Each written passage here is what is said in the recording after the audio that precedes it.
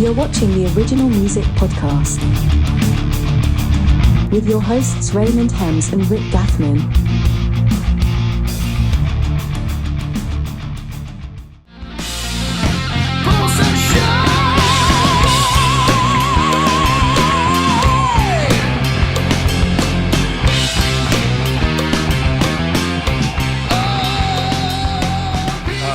Here we go, episode 49 of the Original Music Podcast.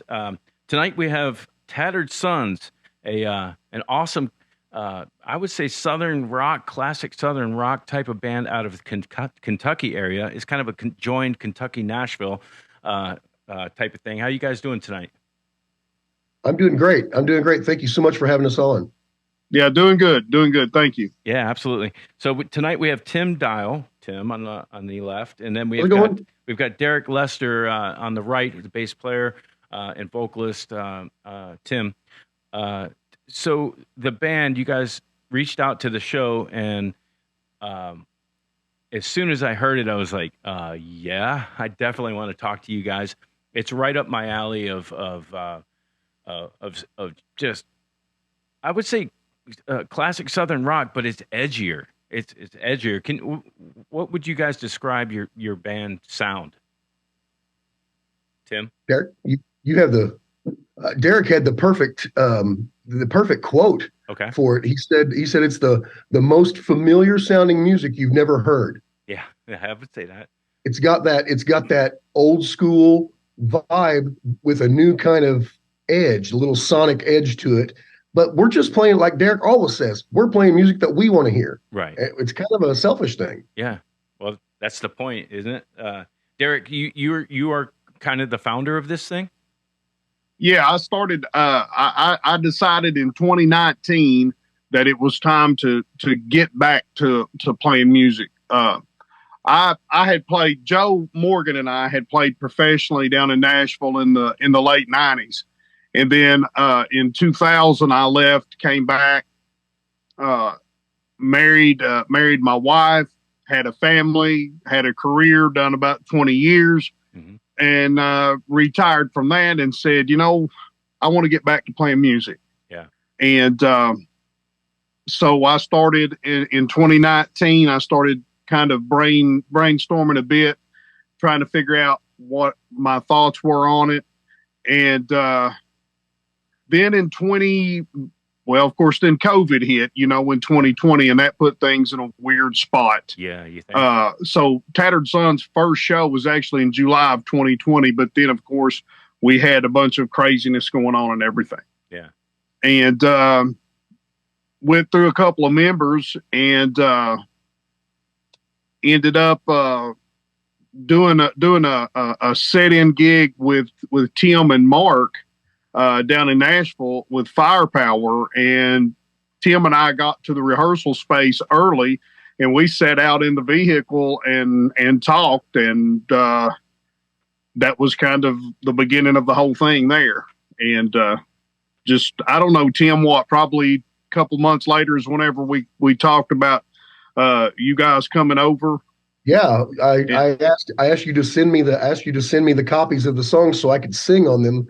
Because I heard, like I'll just say, for example, The Devil That You Know, when you played me that demo, we're sitting in my car, you played me that demo, and it was just a one, had the one line, but I heard all of that sonic, those harmonies with that. Yeah. And I'm a theater guy. I've always heard that type of stuff.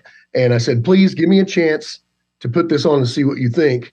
And I tell you what, Ryan, it's just clicked. These guys are great guys, and the band is really strong, and it's a force. The other night at East Side Bowl, it was a force. They all know who was in charge. Yeah, well, that's when a band like this, you got to come into a venue and you got to cock your leg up on a fire hydrant and say, hey, this is my stage. That's exactly right. This is my stage for the next. How long of shows are you guys doing now? This is all original music, so. Are you finding it difficult to even land, a proper gig, or are there venues that will, bring on original acts and really do a show with it? The the problem with that is we do live so far away, Right. and financially, none of the original music doesn't pay until it does. And there's, especially here in Nashville, I love this town with all of my heart, but it really does take advantage of the musicians here. Yeah. There's a line around the block to play for free. Oh yeah. And if you don't want to play for free, he will. Right. That type of thing. Yeah. And so getting into the bars, there's plenty of places to play, but make sure it's sense. What we want to do, the reason that we went to record our new EP the way we did, Mm-hmm. to the quality, we want to go up the ladder. Yeah.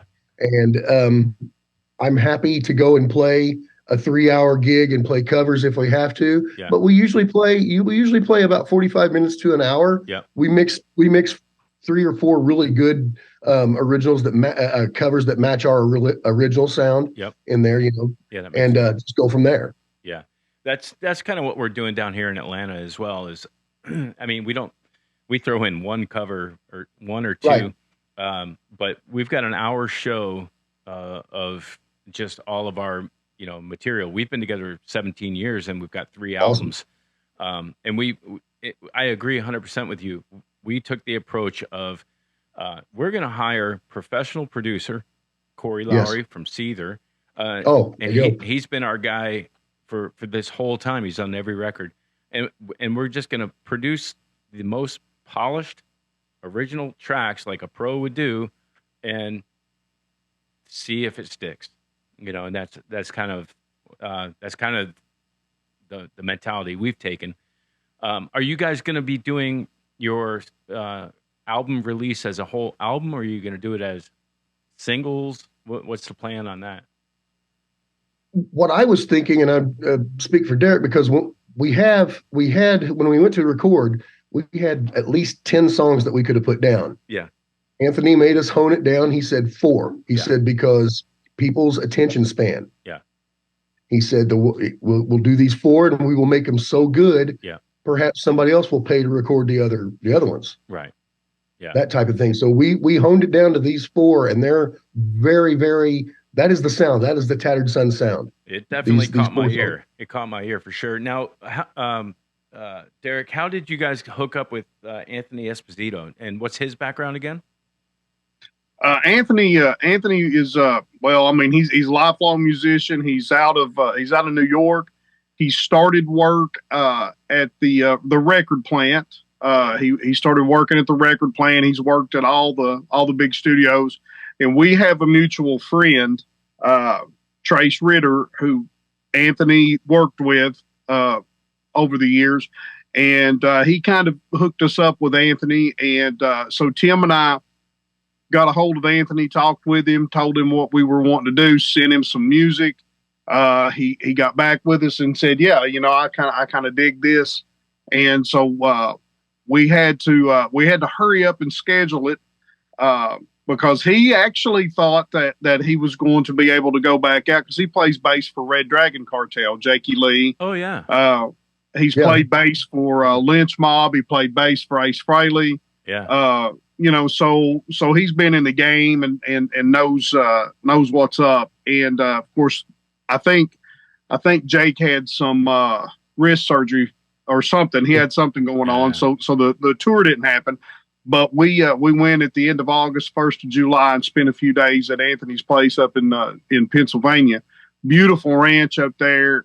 We spent 4 or 5 days up there. And just, man, I mean, it was a lot of work. It was, we busted our asses, In the studio. Yeah. We were in the studio. Yeah. Yeah. We got up, had a cup of coffee, walked over, got in the studio, and did not leave until many, many, many hours later. Yeah. And I enjoyed every second of it. Yeah. I enjoyed every bloody second of it. Well, there's a lot of people that, man, I've got goosebumps. Just that camaraderie of getting in there and just getting after it and diligently, working on. Can I interject one thing? Yeah. To cap on what Derek, because I don't know if Derek knows this. Trace and Anthony are really good buddies, and I've known Anthony. I met him with Lynch Mob back in '91, so we were Facebook friends, and here and there. Yeah.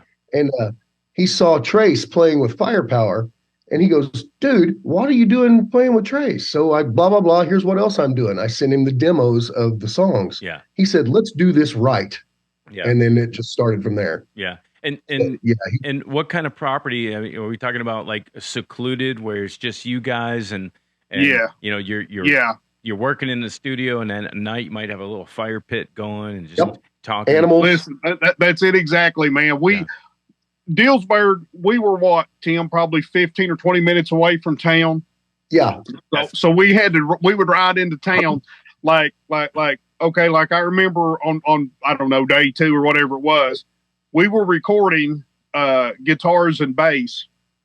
So Tim ran into town and got lunch. Supplies. And then whenever Tim was recording vocals, like I ran into town and got lunch. You know what I mean? Yeah. I mean, that's what we done. Yeah. Because it sets out, it's a gorgeous ranch. Yeah. Sets out by itself. It's perfect. Yeah. Because there's no distractions. And, you know, I mean, if you need to clear your head, you walk outside, have a cup of coffee, you clear your head, but there's no distractions. Yeah. And so that's how work gets done. Like you said, work is getting done. Somebody goes out, gets supplies, comes back, then they take over and do their part. I mean, it's right. You just got to keep that. Now, I feel sorry for Anthony because that poor guy is the guy doing the work the whole day. How many hours were your sessions?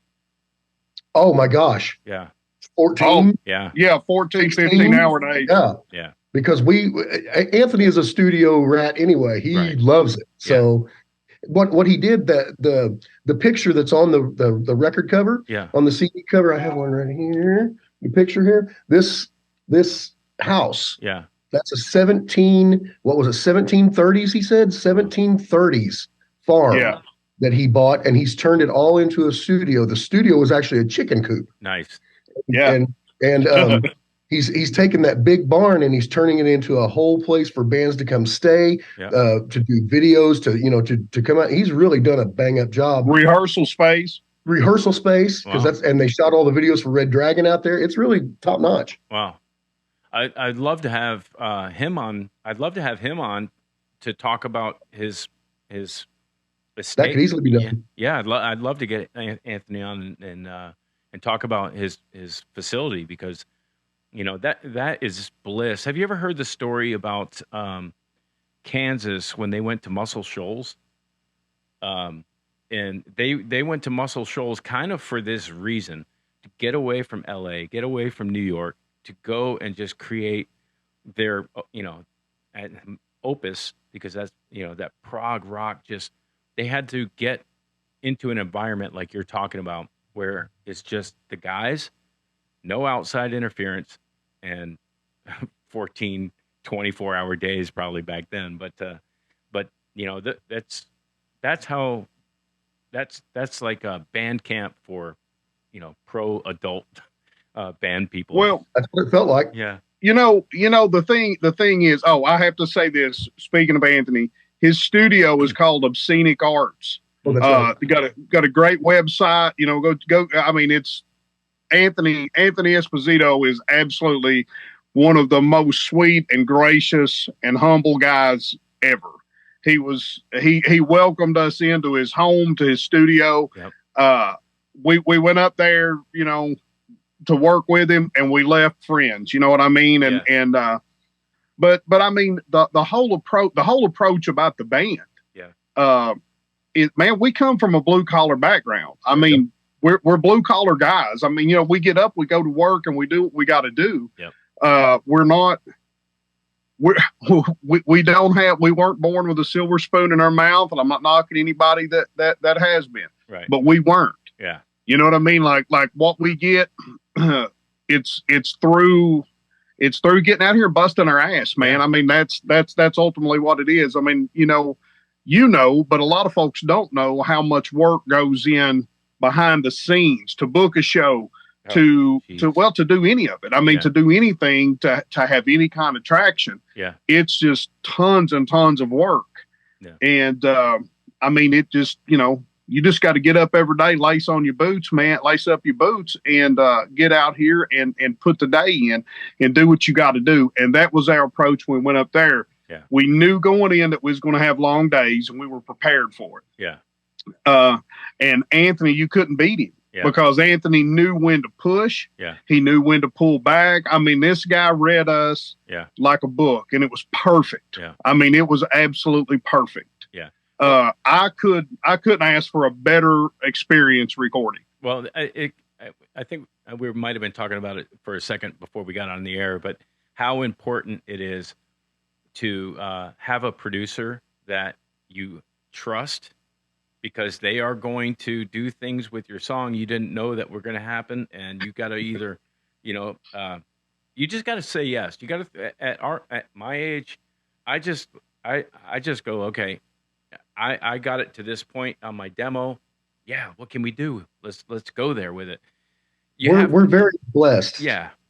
We are. We also have a really good friend of ours who is a major league producer named Timothy Eaton. He told us all, when you do this, you're going, like you just said, you're going to use a pro. Use his suggestions. Use his advice. Don't create a stink. And that's just so much better for all of us. Yeah. For doing that, because the songs, oh my gosh, the songs are way better. We took this out of here and added this here, changed the keys, got rid of my lyrics, blah blah blah blah blah. But it's great. Yeah. It was great. Yeah. Well, I mean, a band camp for adult pro musicians is I think that's like a market. We should do a marmarketing thing. There's a market there. Yeah. I often thought about my parents had some property up in the Appalachians in North Carolina. I was like, man, it would be nice to build a studio facility here with a helicopter pad. And this is where the big wig studios would send the guys to get them away from, relapsing and all this, because there's nothing around you.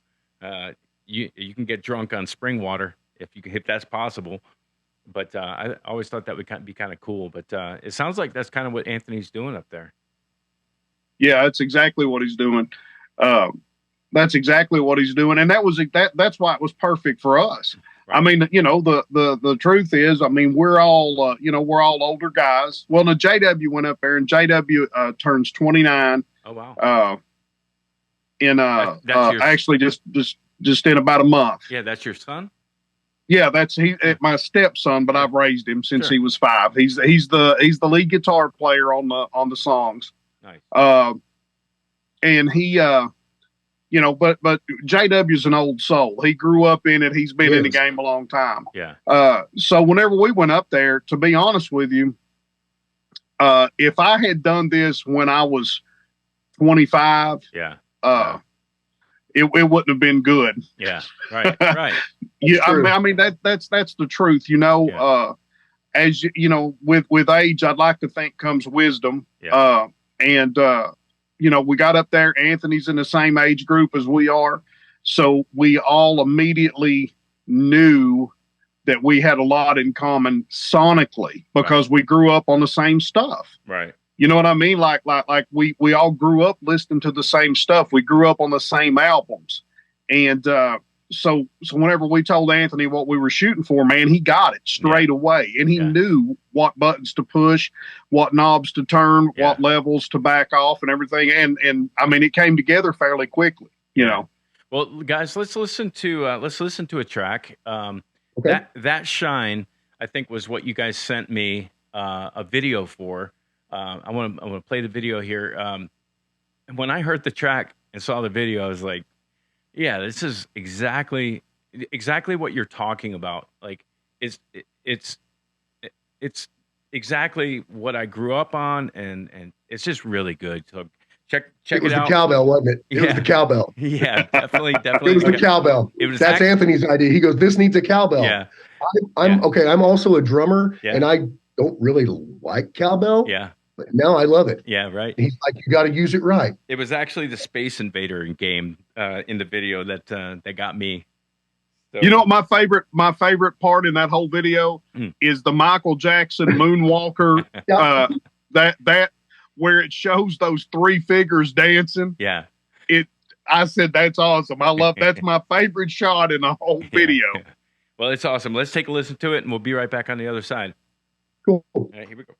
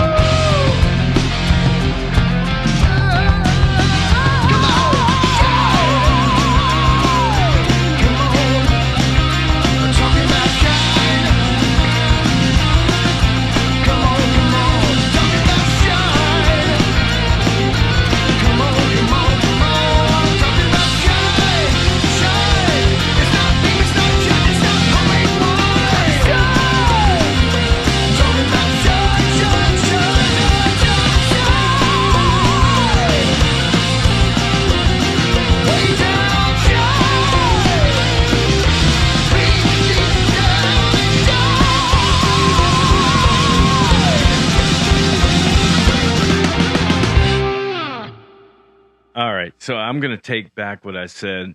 That is not Southern rock.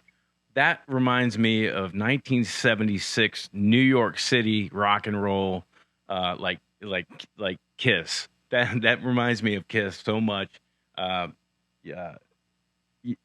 I grew up on Kiss, man. I was an original member of the Yes, Kiss Army. absolutely. You know what I mean? Yeah, Listen, yeah.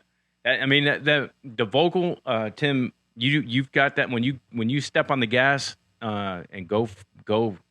I don't know vocalist terms, not head voice, but chest.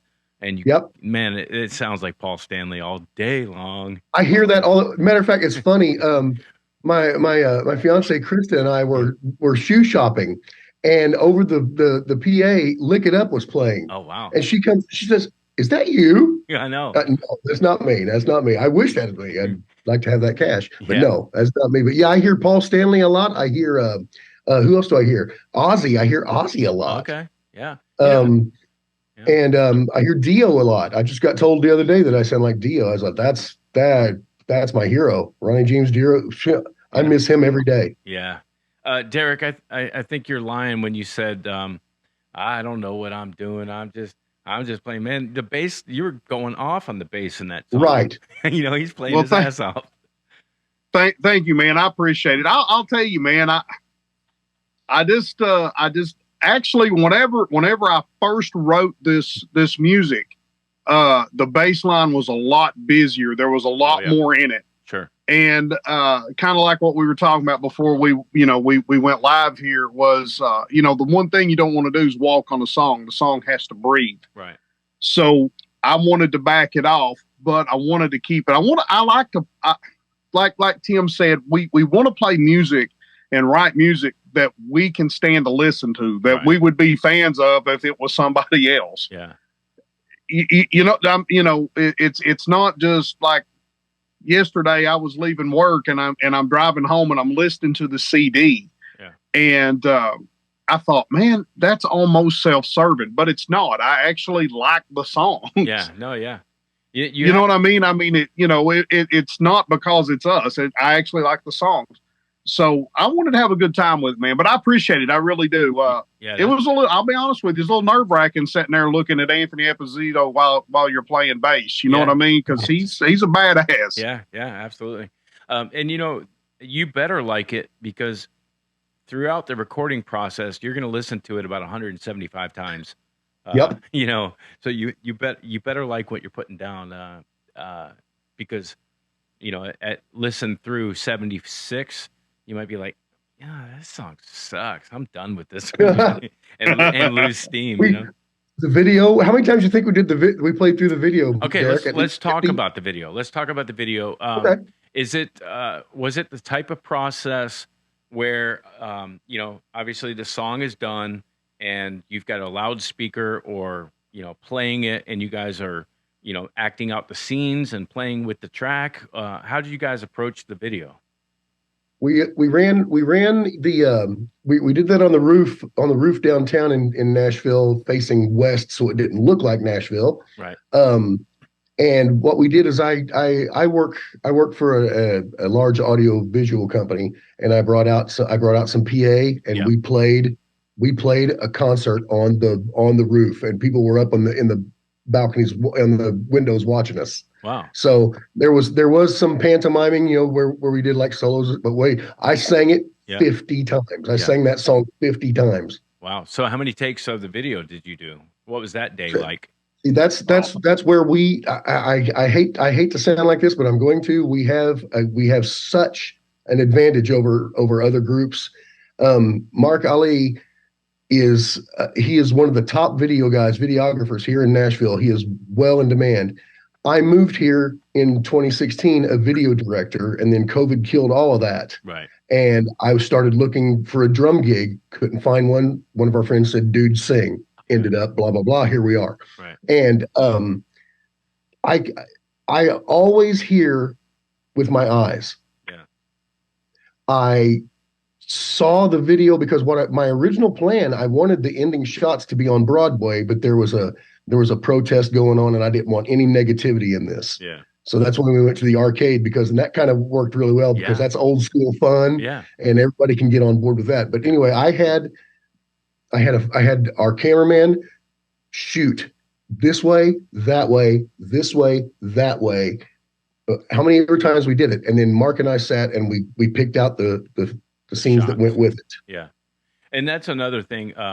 People don't understand just the video editing that for a simple show like this, I can sit there for hours, just on a one shot thing, working on this or that. Yep. With one of my shows, I had 6 camera angles and, and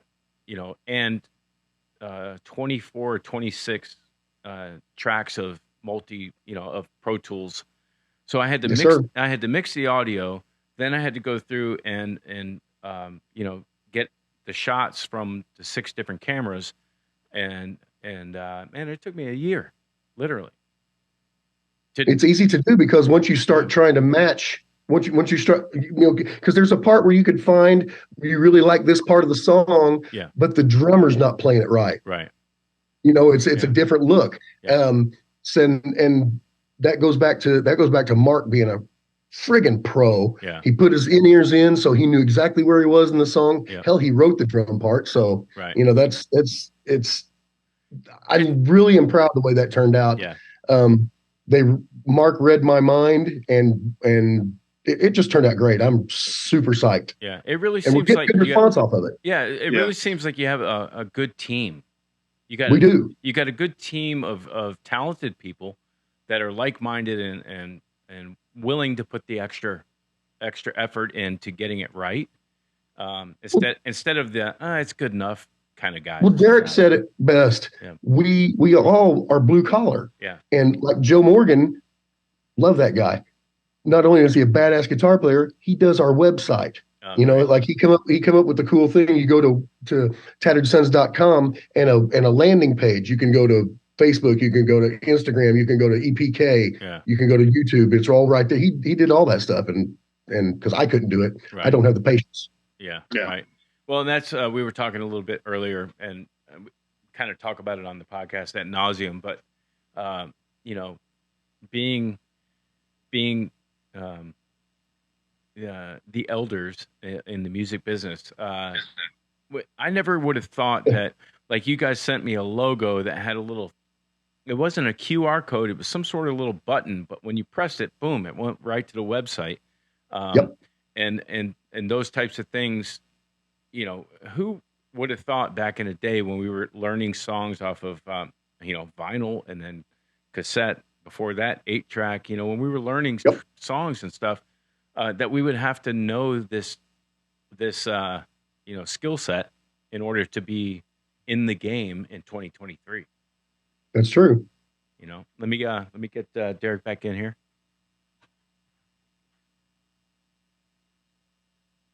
Did he have to go potty? He might have. Surprised my dog hasn't come up here. We're gonna bring Derek back into the fold here. He stepped out to get a pack of smokes. I'm kidding. We lost him again there. He'll have to come back in.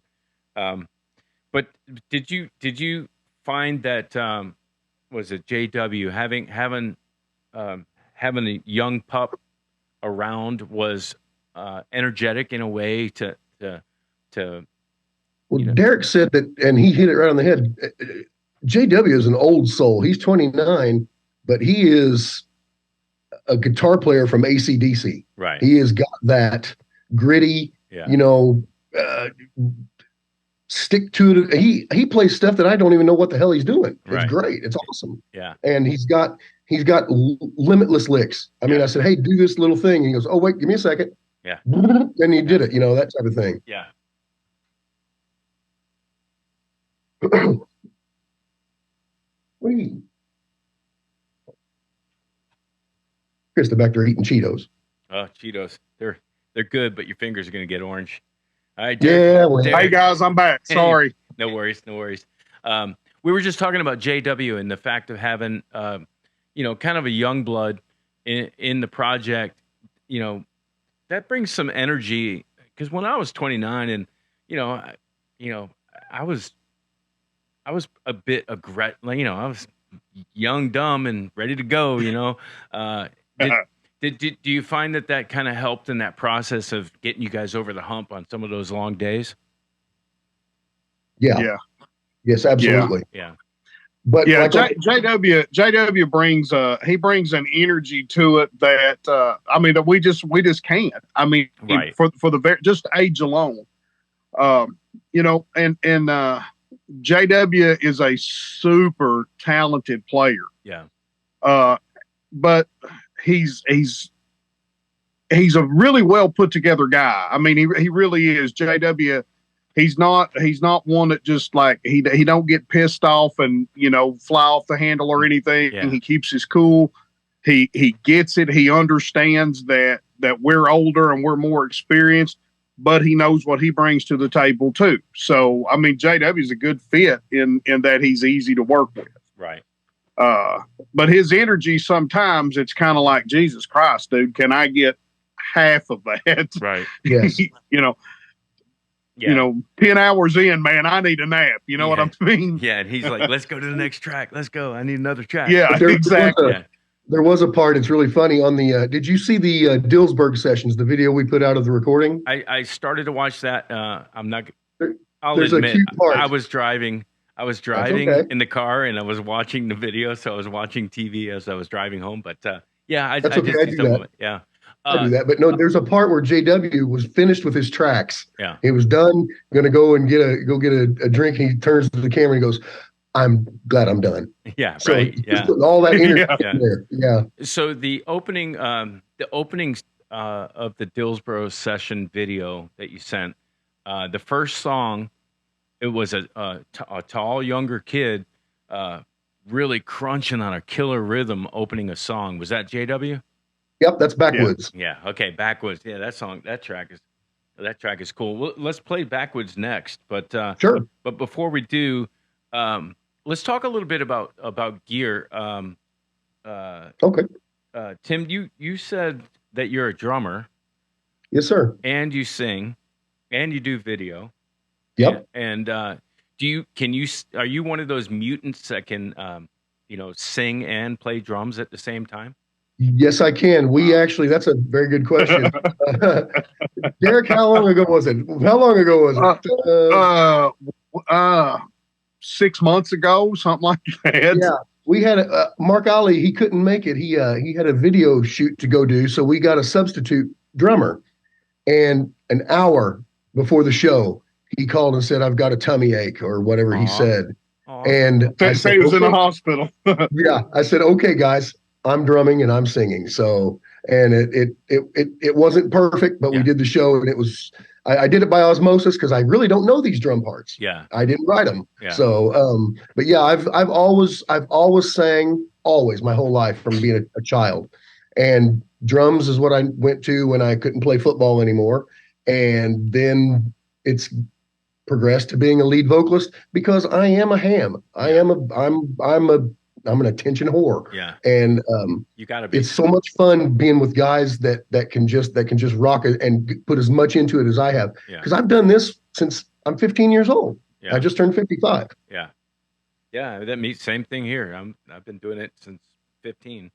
And I was just watching a Joe Bonamassa interview with on YouTube and Rick Beato. And I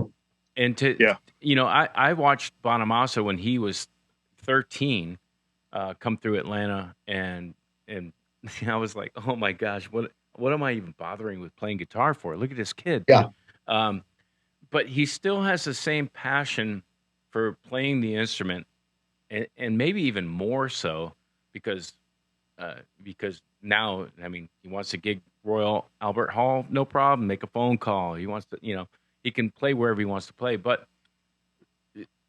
I don't think that if it gets in you, you can't. There's nothing you can do to kick it. Like you could get on alcohol and have an issue and have to kick it. You can kick alcohol. You could get on cigarettes. have a problem, you could kick cigarettes. Heroin, same thing. I don't think you can kick music. You can't. Well, it's because I think it's what you are. Yeah. You know what I mean? I mean, it's not what you do. Right. It's not just a passion. It's deeper than that. You know, I mean, it's what you are, and to not play if it's that deep inside you you're just not being truthful to yourself. Right. You know what I mean? And you can't. I mean, nobody is passionate about being a drunk. Right. You know what I mean? I mean, I tried to be passionate about being a drunk, but it's time to quit, so I quit. You know what I mean? Right. I'm 7 years sober. You know what I mean? Yeah. I've not had a drink in 7 years. But I can't go without playing music. It's like breathing. You know what I mean? Yeah. I do know you. So I think you're right, man. It really does. It picks the guy. I've seen where I'm from in Illinois. It's very close to St. Louis. Yep. There are tons of whip-ass musicians that have become truck drivers. Mm-hmm. Yeah. And that's a shame. That is such a shame because I could name them right now that would come down here in Nashville and do bang up, but life got them stuck in Illinois. Yeah. I'm fortunate I was able to escape Illinois. Yeah. Yeah. So. Well, I mean that we all have at this point in our lives, we probably have had 3 lives. I think Derek, you had said something about 20 years ago you started a job and you retired from that one.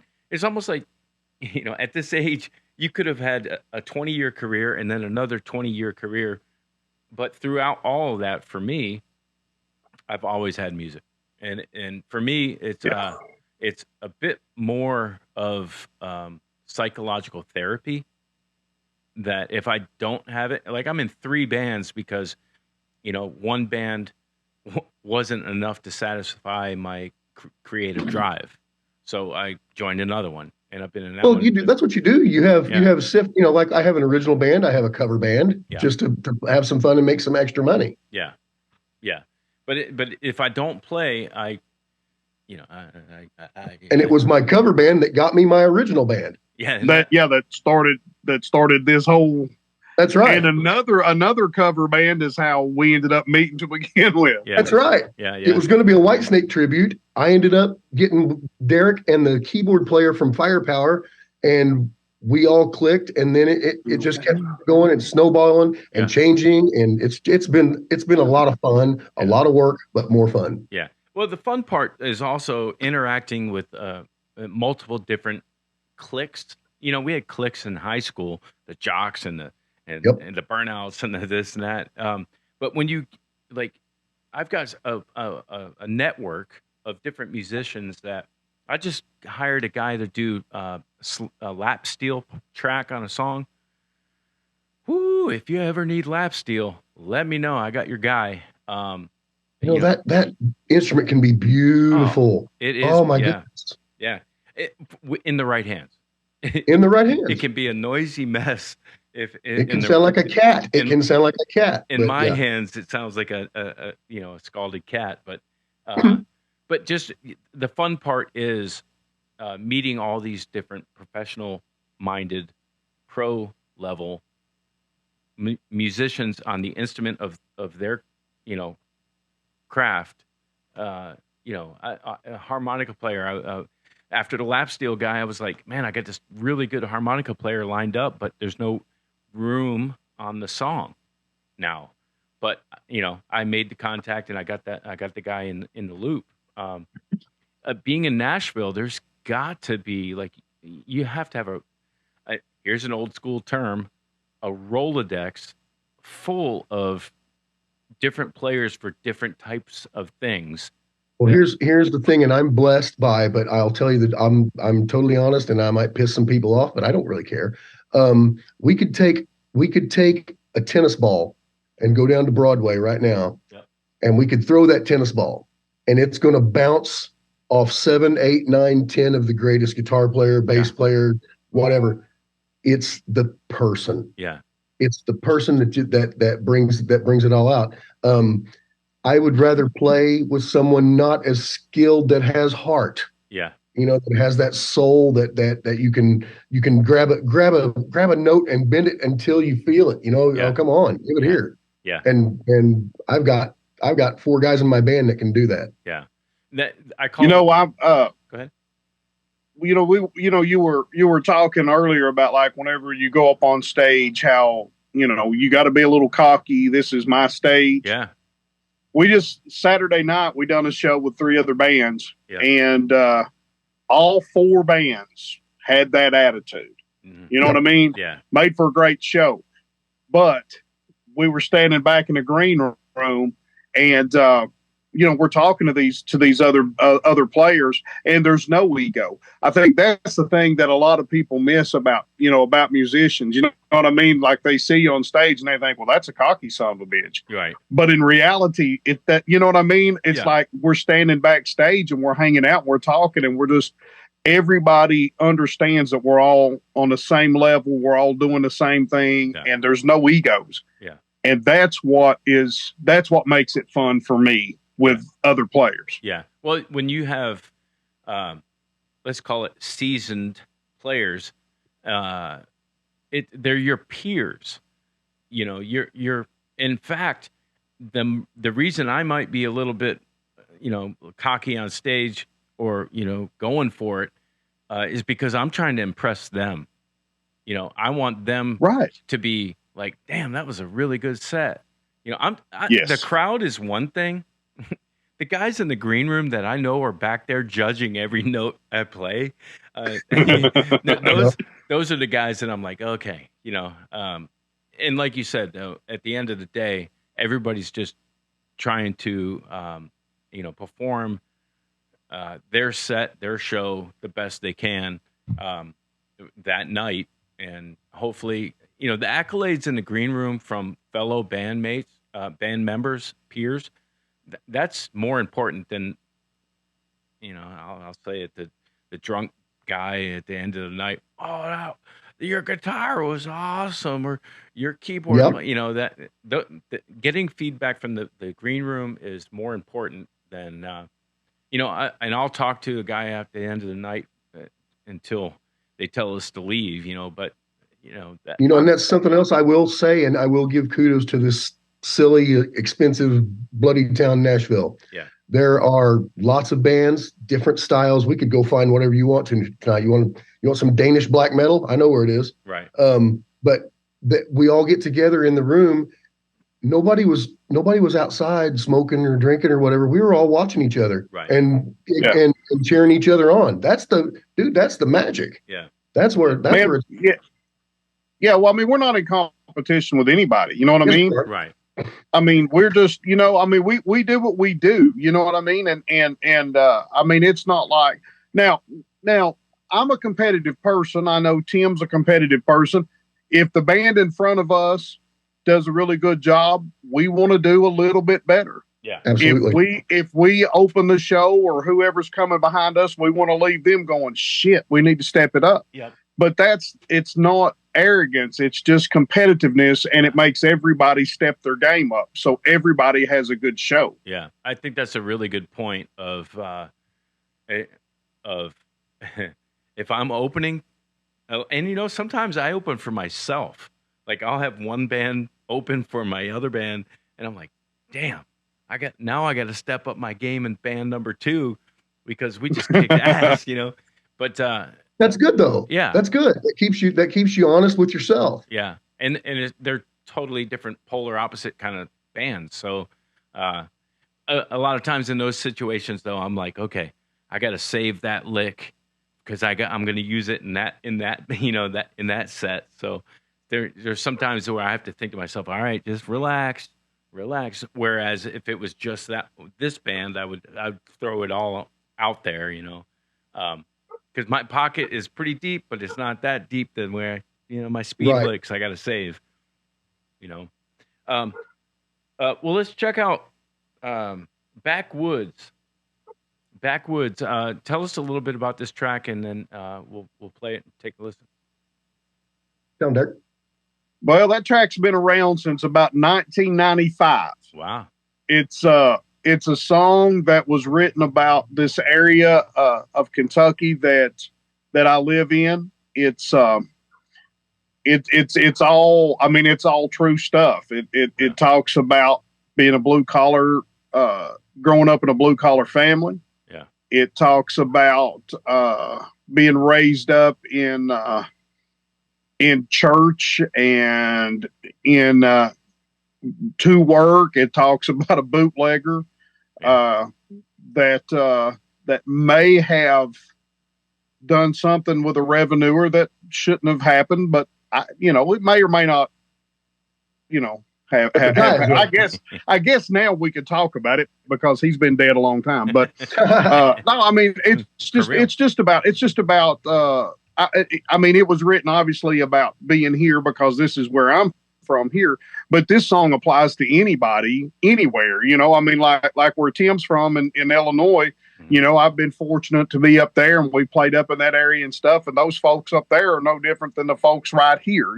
That's right. They get up, they go to work, they bust their ass, they take care of their own. And that's kind of what this song's about. That's what Backwoods is about. It's just about, the line, and it's one of my favorite lines is, we do things a little bit strange. I wouldn't change it if I could. Right. I like it. Well, let's take a listen to Backwoods, Tattered Sons.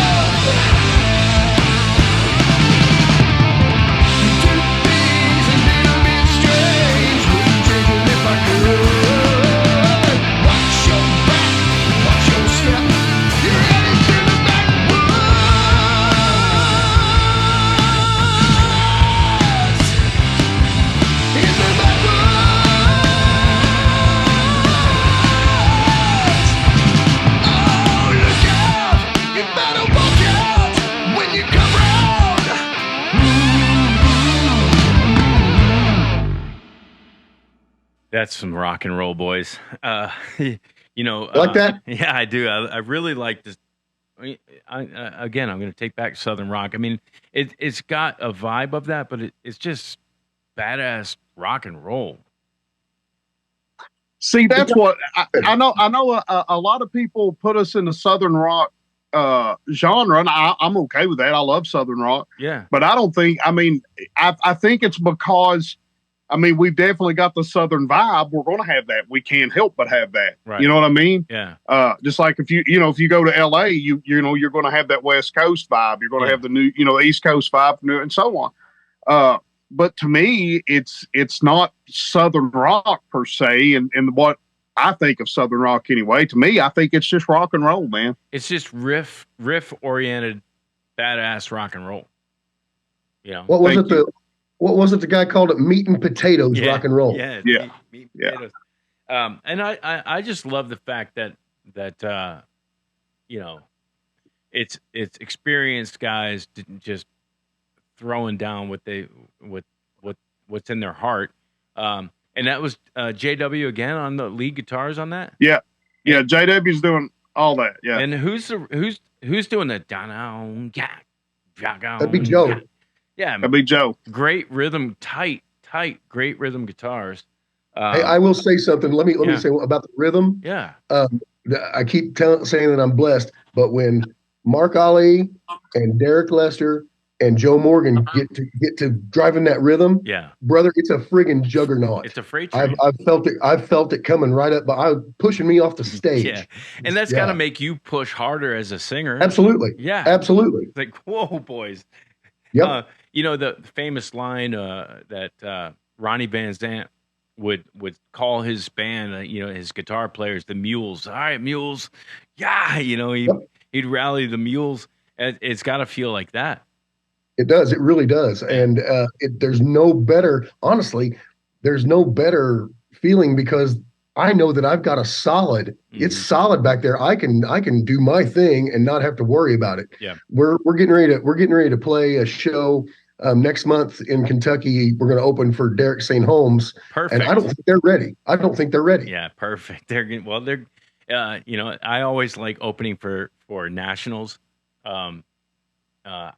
Because you got a hungry team of locals about to lay an ass whooping down as much as they can. They're going to throw it down. I opened for Striper a few years back now with my band, and we came to kill. I mean, we came to bring it as hard as we could, and we did. And that can either work in your favor, and you'll get booked again, or you'll never be booked again to open for them.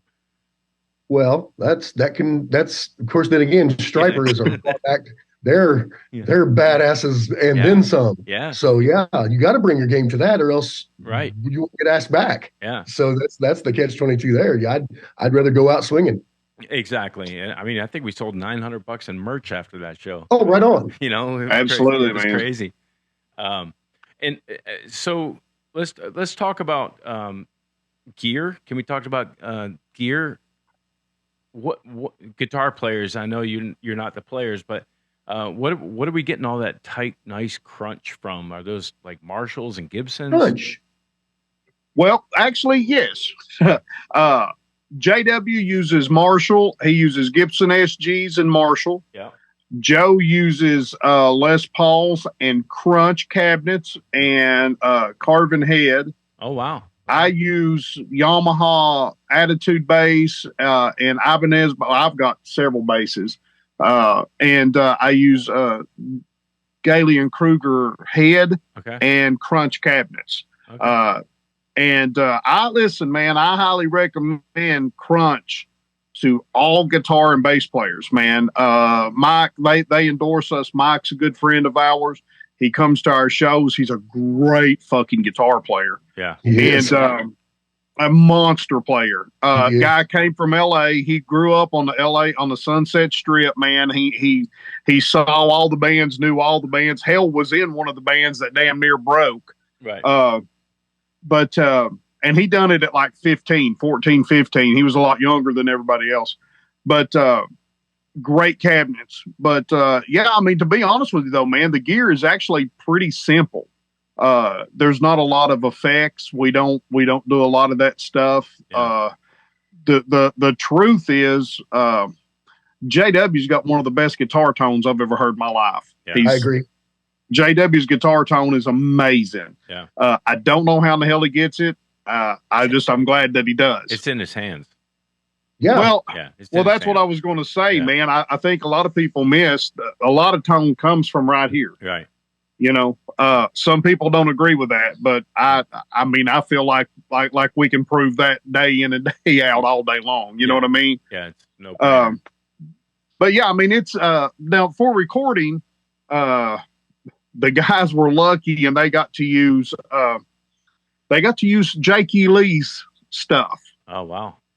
Yeah, so Jake's stuff was up there. Some of Jake's stuff was up there, and we got to use it. And like there was I think Tim, wasn't there a Silver Jubilee up there? Oh, nice. Silver Jubilee. There was a plexi. Yeah. There was a plexi head. There was a which one was that had all the channels on it? Oh, listen, it's Nashville. There goes a siren. What does that mean? That means we're constantly having sirens in where I live. We're here in Nashville. There are police all the time. But no, well, actually, it's all over Nashville. It's all over. We have there was a VHT. I mean, Silver Jubilee, and there was an MG. There was one solid state. Oh, wow. Okay. That. Yeah. Then the cool thing is he had four different speaker cabinets lined up with different microphones on different speakers, and that's how he built that huge sound. Yeah. You know, that once again, a pro that has done it. Yeah. You know, that's why it sounds like that. Yeah, absolutely. I mean, you have to capture, you've got to capture every option. Like I need a little bit of a crispy, brightish. We'll go with the solid state mic. We're going to bring that up a little bit. That's what he was doing. Yeah, it's just mixing and blending all of those things. You know, one of the things that kind of always recently amazed me is if you listen to AC/DC, for example, you got Angus and Malcolm that are playing, they're playing, counter rhythms at the same time. If you listen closely, they are not super overdriven.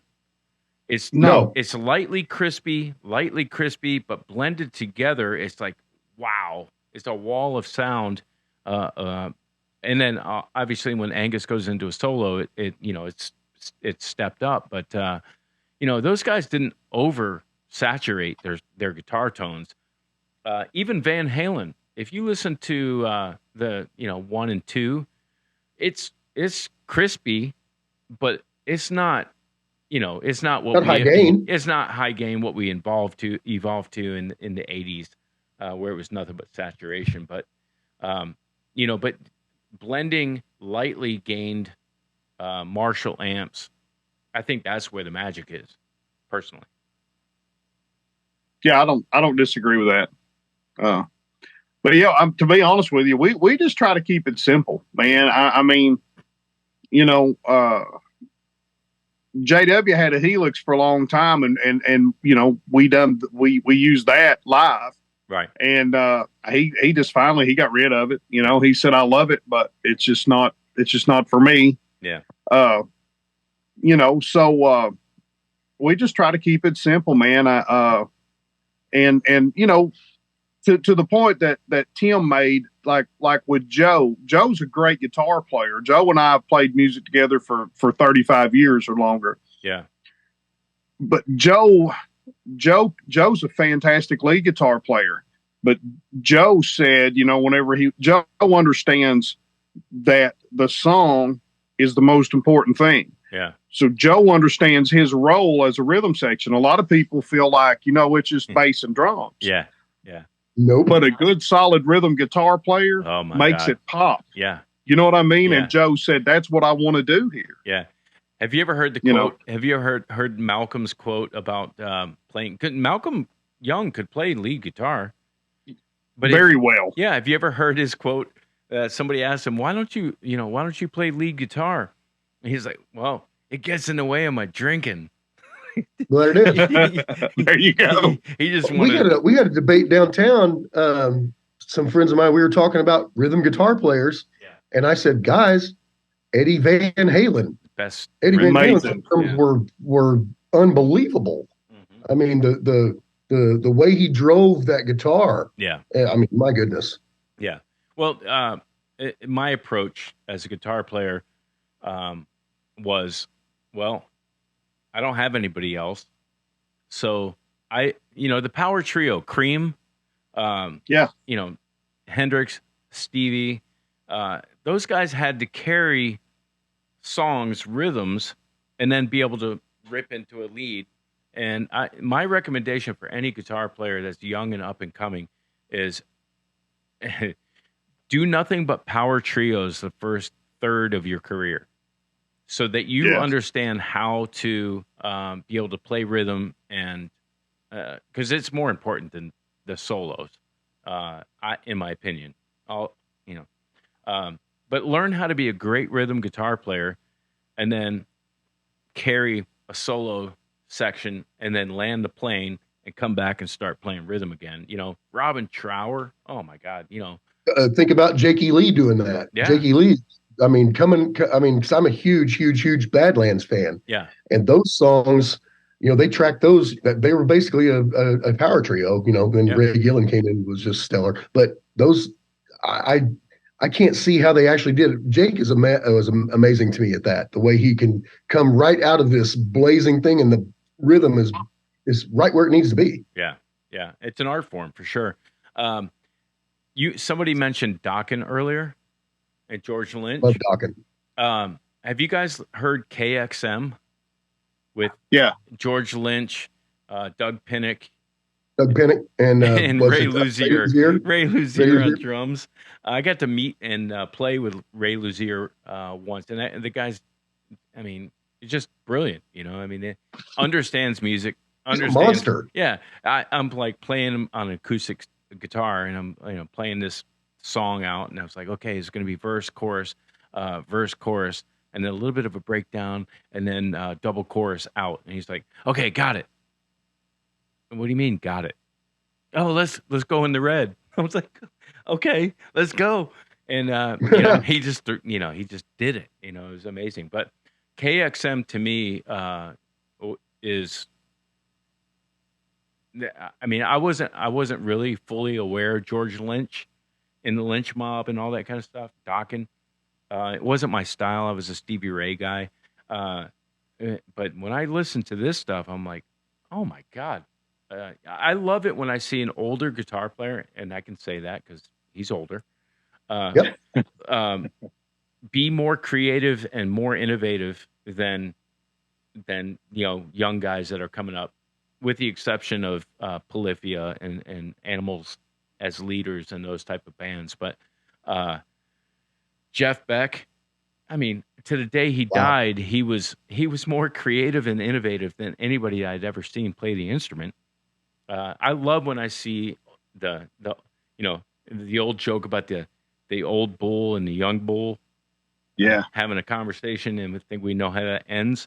But I love seeing the old bulls still kicking ass. Well, talk about an all-around guitar player with rhythm and lead. George Lynch, he'll blister your face, and then he'll come right back and hit right on the one and be with abstract creative. Yeah, abstract. Yeah. Exactly. I think, and I had this conversation just a week or so ago with a couple of people. The truth of the matter is, like the older guys, that you're talking about, like Beck and Lynch and different people, man. We didn't have the internet, right? I mean, we had to be creative. Yeah. And the internet's a great thing, and I'm not knocking the internet, but I think a lot of people, man, they reach out and they go on YouTube and they learn how to play these songs, but they don't dig into the songs. It's just that like whenever I was coming up learning material, I was having to rewind cassette tapes or move the needle on the album, and you so you really dig into the songs that way because you're really listening and you're really paying attention. And we had to be creative. Yeah. And now, Eddie Van Halen said, if everybody learns from the Mel Bay book of guitar, then everybody sounds like Mel Bay. Right. And I mean, he's right. And we see that now. I think a lot of guys, there's half a dozen guys that everybody learns from.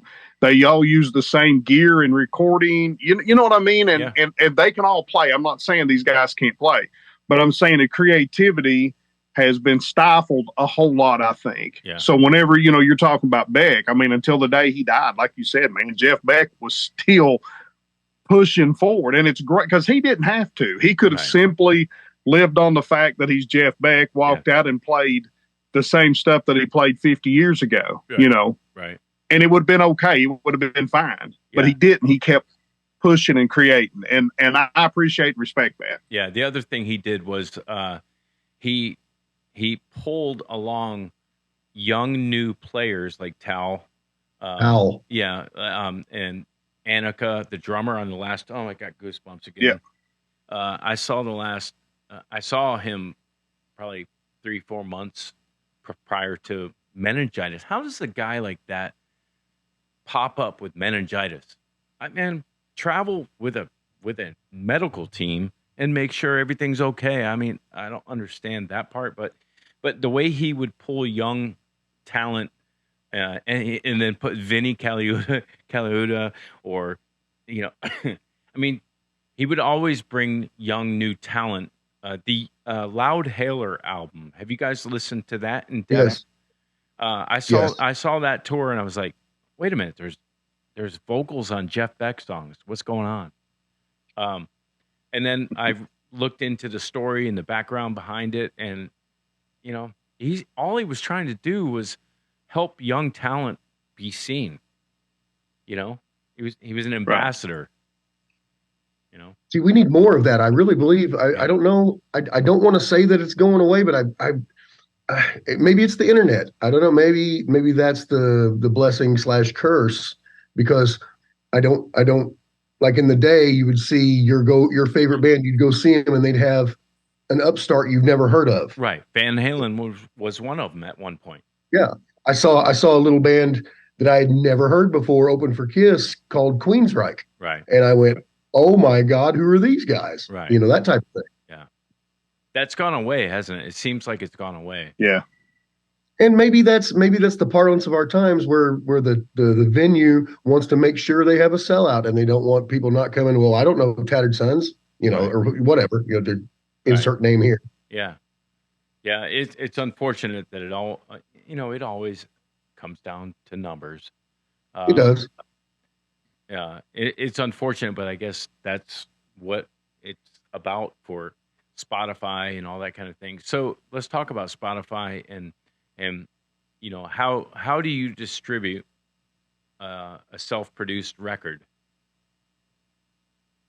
Well, we have distribution. The Perry Music Group does our distribution, and they are set up through The Orchard, which is an imprint of Sony.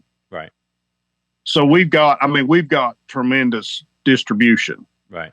We're lucky in that aspect. The guy that Brian Perry, the guy who owns Perry Music Group, he's a friend of ours.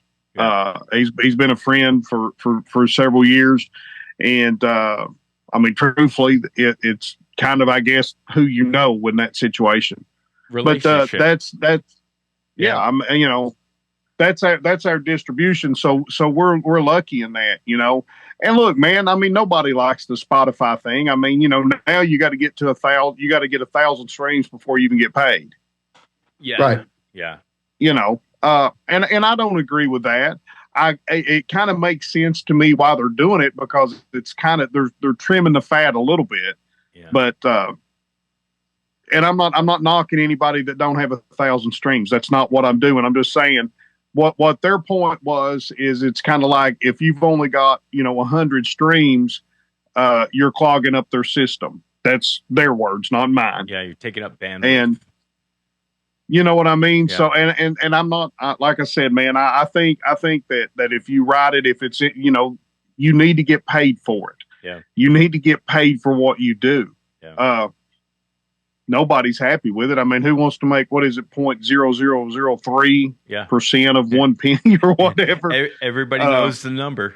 Yeah. We all know the number. And it's sickening and it's disgusting. Yeah. The thing is Lars was right, wasn't he? Yes. Yes, Lars Lars was right. Yeah. So Napster started all this, right? We're old enough to remember, Yeah.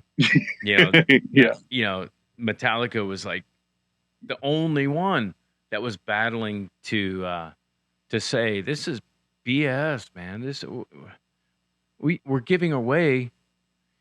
So, and I don't want like actual numbers, but did it cost you money to go see Anthony Esposito and spend those 14-hour days recording this stuff? Did it cost you money to buy the gear in order to play? How much money do you think? I mean, and don't throw a number out, but I'm in the tens and 20s and 30s of thousands of dollars in producing the music, making it listenable. And now I put it out there for 0.00033 cents. Exactly. But you'll make it up. You'll make it up by playing live shows. Oh yeah. Well, original music can't even get a live show. So what am I doing here?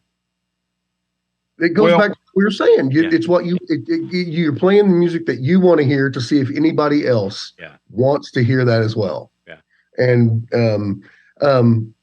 it like Derek said, it weeds itself out from the suckers that are just doing it to be a poser or to be play and try and get chicks or whatever. Yeah. It does weed that out.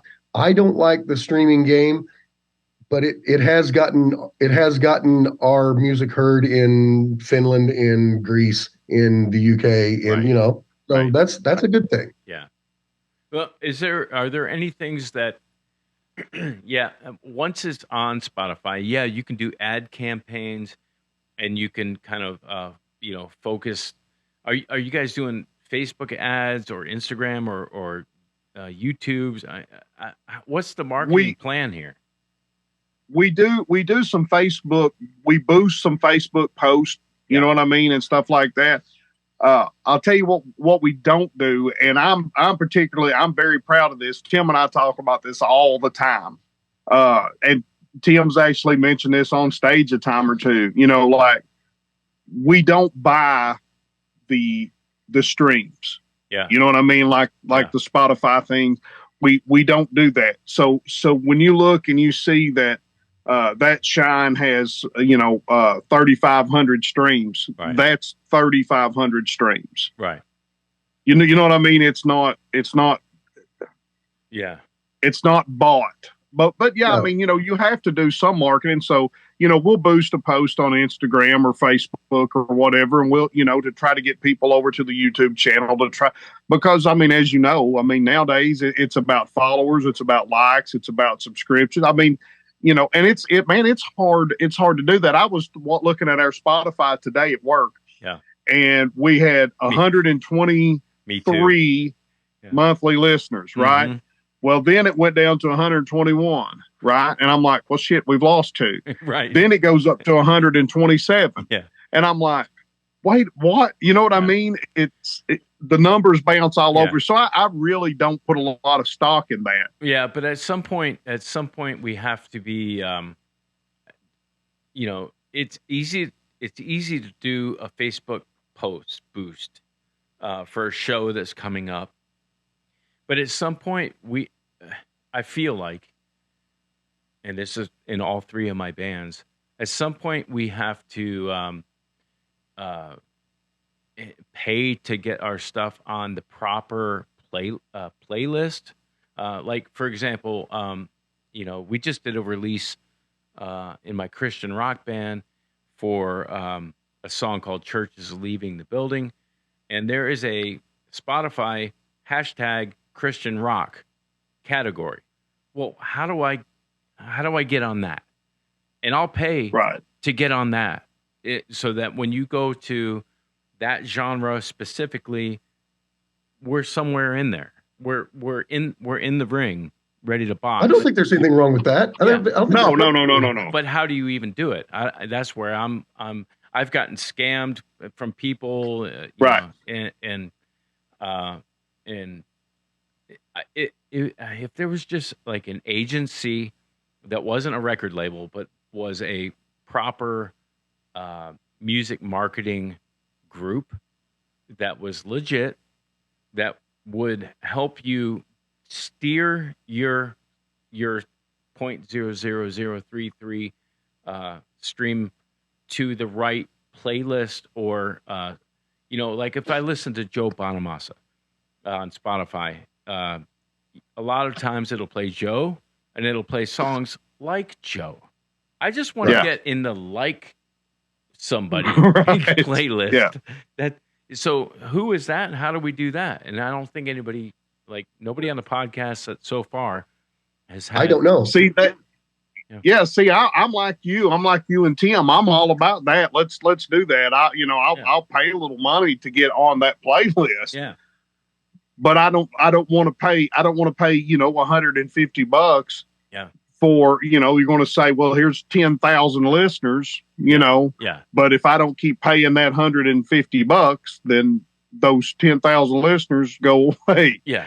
Yeah. You know what I mean? But because it's not real. But if you'll put me on a playlist, I don't care to. I don't care to pay that money. Yeah. I mean that makes sense to me. Yeah. But so for fake streams, doing shows like this that helps us with that, though, Ryan. We thank you for Right. that, because your fans hopefully will dig on some Tattered Sons and not care that Derek's not so good looking, but I bring that up, so it evens itself out. it evens Absolutely. out. It's a thing, because once they see Joe, it's over. Yeah. Yeah. Well, they got the attitude with the bass, man. I'm telling you, the bass lines. Thunders. Yeah. It thunders. Well, Well, thank you. and that's the same thing with this podcast. And that's actually, I'm spending money to try to do things to just make the podcast have a bigger platform for you guys. But I keep running into, We do. snake We did it oil last salesman. year, Snake and oil we'll salesman. do it again this year. You should see. I'll send you the link. Mhm. Send you the link. There's a thing that happens every year here in Nashville. It's called Pod Rock and Pod. Hmm. It's a huge convention of nothing but podcasters. Nice. They have different workshops and different things like that. Yeah. I learn something new every year from something like that. Yeah. And it's a good time. We were there. We had a booth. A bunch of our bands they were great. Yeah. It was such a good time. Hey, I'll send you the link. I'd come up there just to hang with you.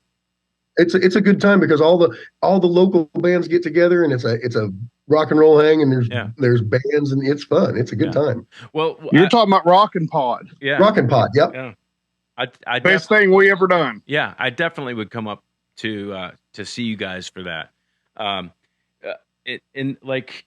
That's how actually you guys reached out to me, because I put a post out, looking for artists, and I boosted it, and I've had a bunch of response, and some of it's been you guys, really good guys trying to do the damn thing, as they say, and then some of it are you're not ready, and it's hard for me to reply to tell somebody, you're not quite there.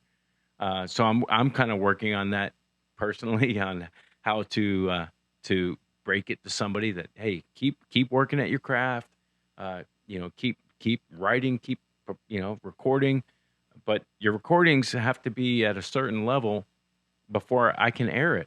I can't put something on that's obviously The standard. Yeah, The standard. there's a standard. Which is why we went to Anthony's. We've got a really cool studio that we go to. Okay, I'll tell you, the Devil That You Know. Yeah. We recorded that song. After a show here. We played at Bowie in Nashville, and I said, guys, we're all here. Let's go and lay this song down. And that's why we caught such a good sound on that, is because we had that live show energy. Yeah. Oh yeah. But we had to go we had to go one more step. Yeah. We had to go from here to here. Yeah. And there's only one way to do that.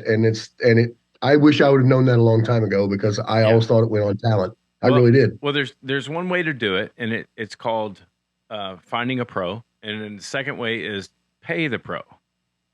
I don't know how much you guys have invested in yourselves, because that's what we're doing to record the record. But I know it's not $300. Nope. You know what I mean? I know that it's a substantial amount of money, and we do it because it's in our soul to do. But I think that is a great segue to play "The Devil That You Know." Oh, thank you. Anything on this track that you want to point out before we listen? There's something I want to say on this track.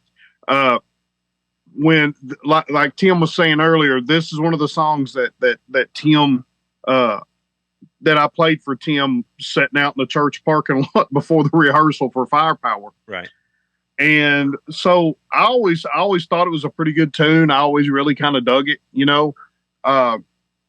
So you know, I mean, I wrote it and we got it, you know, we got a demo put together and I gave it to Tim. And so Tim said, man, I got some ideas on this. I'm going to go in the studio, put it down, tell me what you think.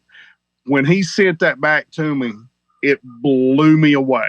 Right. It just blew me away, man. The harmonies, the melody. I mean, just everything that he done to it was just spot on. Yeah. You know what I mean? And it was just, and you know, the only thing that I was worried about was, now Joe and I have to sing these, you know, these damn harmonies live. You know what I mean? Because we don't use machines. Yeah. We don't use machines. Yeah. I mean, if you come to a Tattered Son show, what you see, for better or for worse, is what you get. Is us. There's no tracks. There's none of that. But no, seriously, I mean, what Tim done to this song just put it over the top. And I'm very, very, very proud of this song. I think that this song is, I think it's a great tune. And I think what Tim done to it is just, I think he just, like I said, put it over the top, man. And I couldn't ask for anything any better. Well, that's the beauty of collaboration for sure. That's the beauty. That's how I write. Yeah. That's how I write, man. Well, let's Devil That You Know. Let's check it out.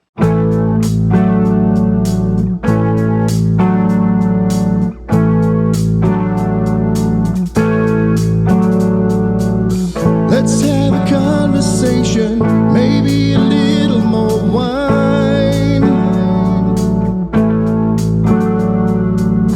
Don't talk about complications, they seem to waste our precious time. I'm no angel, baby, I know I'm full of sin.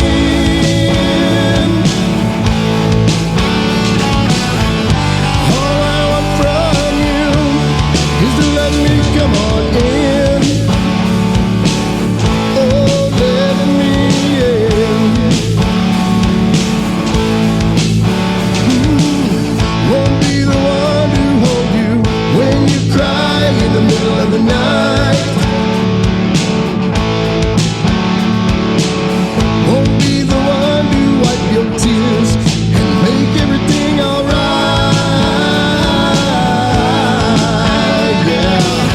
We're not perfect people, I know it hurts when we lie. And all I want you to know, girl, not the one that cries.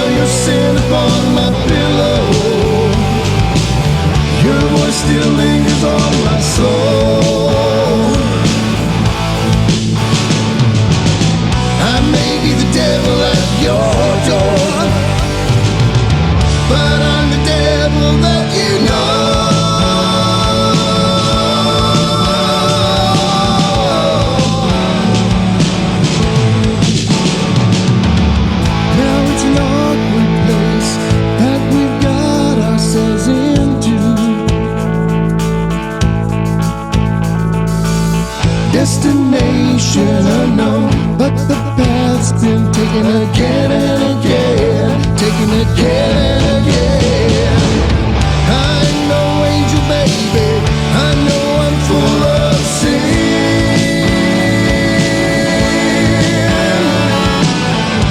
All I ask from you, let me come on in. I know, angel baby, I'm a fool and I've sinned.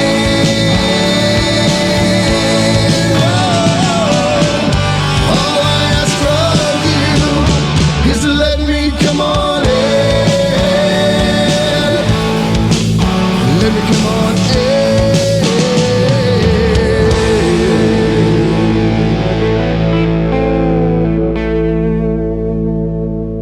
Yeah, that sounds really good. That one had a bit of a more processed drum kit.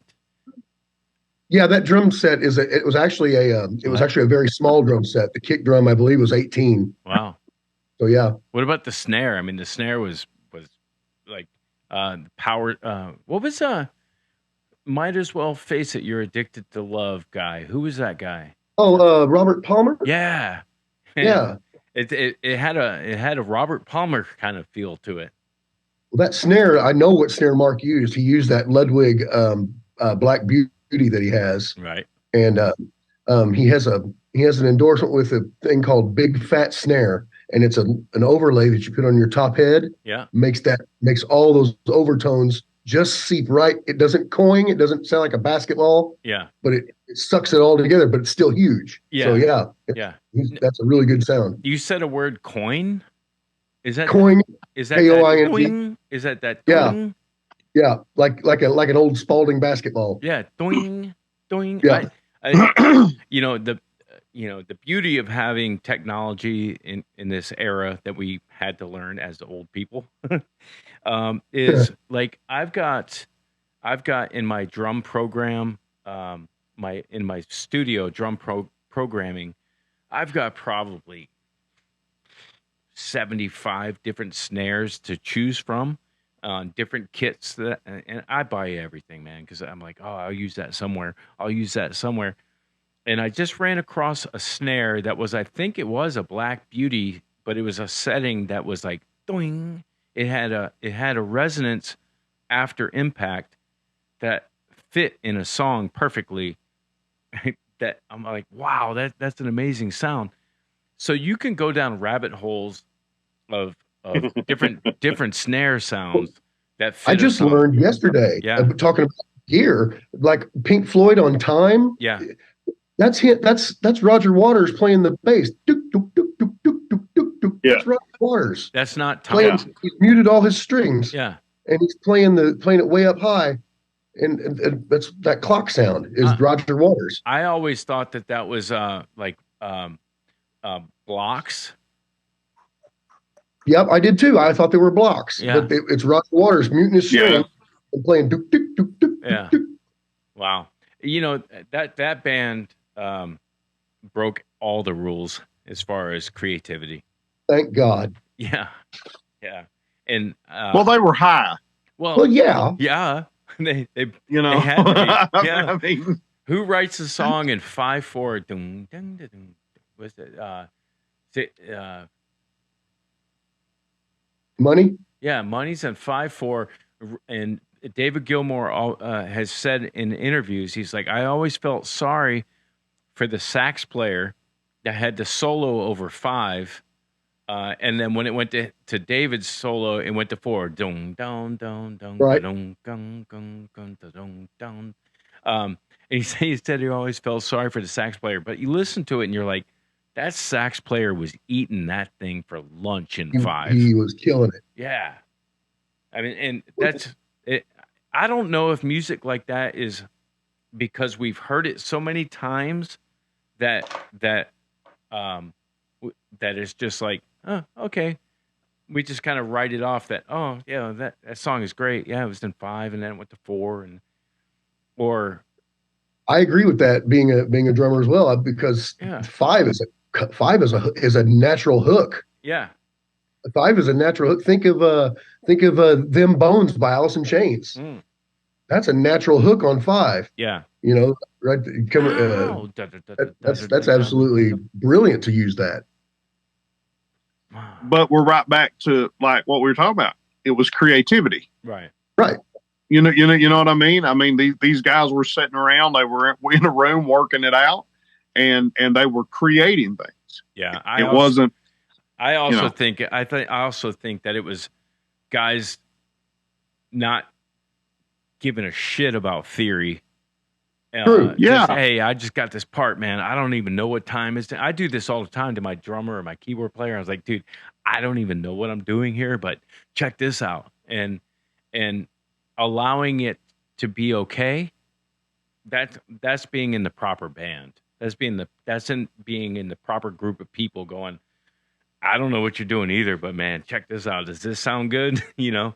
But when it comes together like that, yeah, right. You know, because I play guitar so well, people say, Tim, you should sing.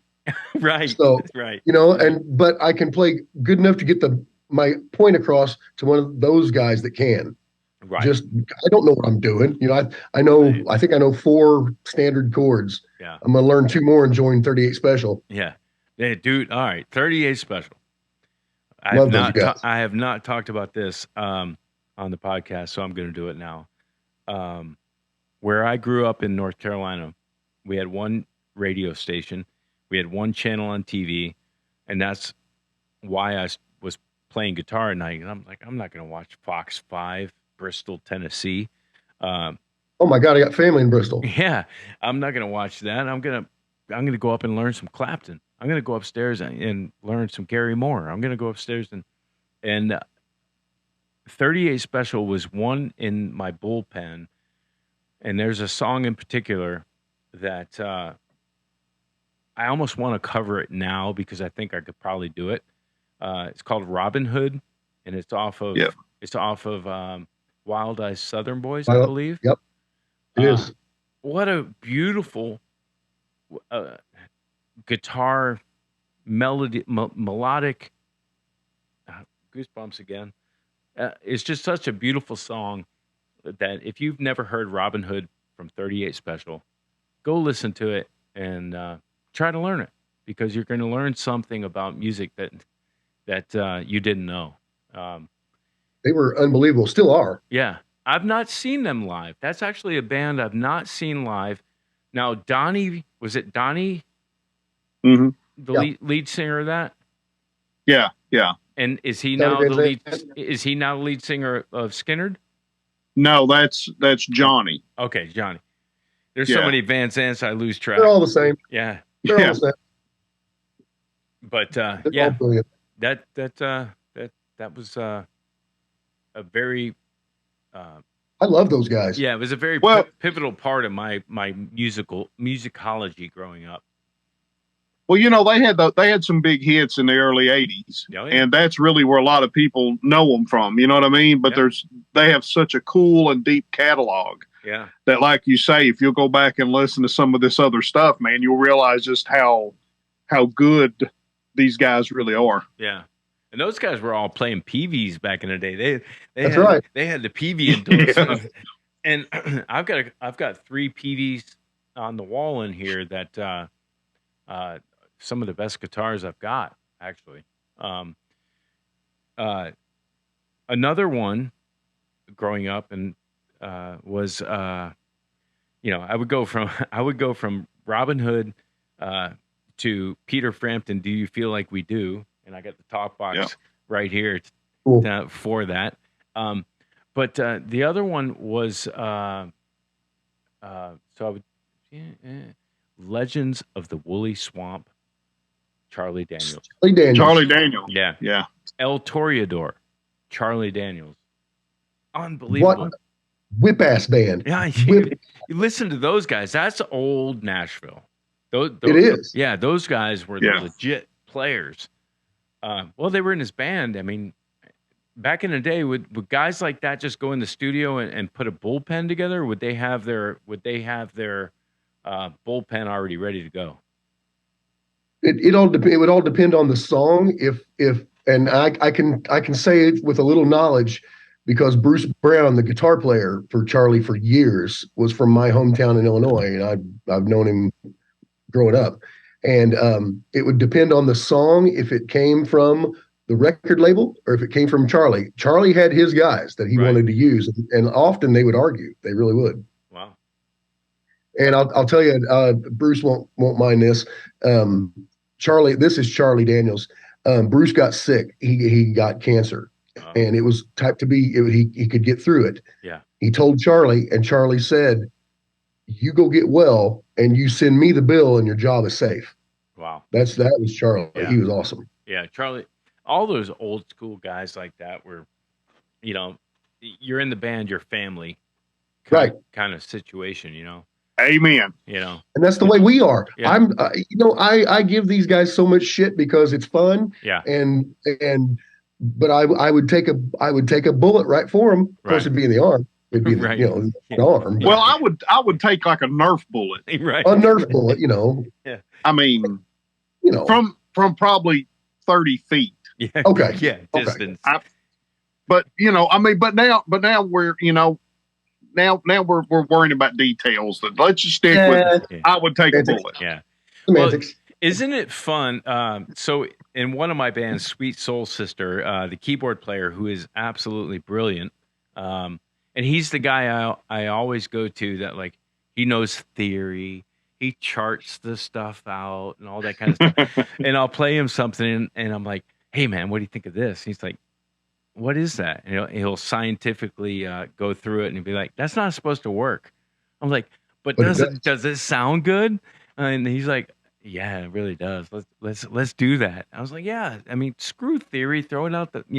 But anyway, he and I have this banter back and forth where we're always just, digging at each other, like, jabbing the ribs. And the in band banter and the relationships of at the locker room, again, that I call it, those relationships are what makes it all so fun. He knows, absolutely. He knows I'm not like insulting you by telling you, are you really going to wear that on stage tonight? Is that what you're wearing? Is that what you're wearing? When I say something like that, it's almost like an SNL skit where we're just picking on each other just because what else are we going to talk about? That kind of thing. Do you guys should have heard us at the studio with Anthony? Anthony was like that too. He would fire right at us because he's New York Italian boy. He was ready to go. We have such a blast together, and it's really, really a blessing. Yeah. Because Nashville, from another point of view, it can be hard walking into a place with a bunch of people you don't know or you're not comfortable with, and trying to make really good music. That's the hard part. Yeah, but you also have to have thick skin, and don't be a little baby. And we're gonna chirp each other. Rock and roll is a contact sport. Yeah. Well, but that's like the song "Mr. Big Shot." That's what it's about. It's about we're poking fun at ourselves. We're poking fun at the business. Yeah, we're poking fun at the whole thing, because if you can't laugh at yourself, and make fun of yourself, you don't need to do it to anybody else. Well, you know what I mean? Yeah, you shouldn't. If you can't take it, don't dish it. Yeah, exactly. But that's an old school kind of concept these days. Yeah. Old school, best school. These days, you start dishing it out to the wrong person, you're shot. It's like, whoa, why did we escalate to this level? We're just joking around over here, and you just shot me. People have forgotten how to laugh. They really have. Yeah, they really have forgotten how to laugh, which is another reason to come see Tattered Sons, because we don't use the machines. We leave the mistakes in, so it's real. Right. That type. We have so much fun, and I'm really grateful to be with these bunch of guys. Even our drummer, he's great. Even Joe. Even Joe, especially Joe. So JW. Yeah. Is deploying. Yes. Yeah. And can you elaborate a little bit on that as much as you can, and thank him for the service? But damn, I wish he was playing guitar with you guys. Yeah. Yeah.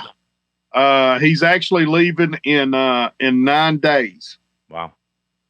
Yeah, his mom just came home. They had done tonight was our local Christmas parade, and they were his group, his battalion was the grand marshals of the parade, and she just came home from it just a few minutes ago. So wow.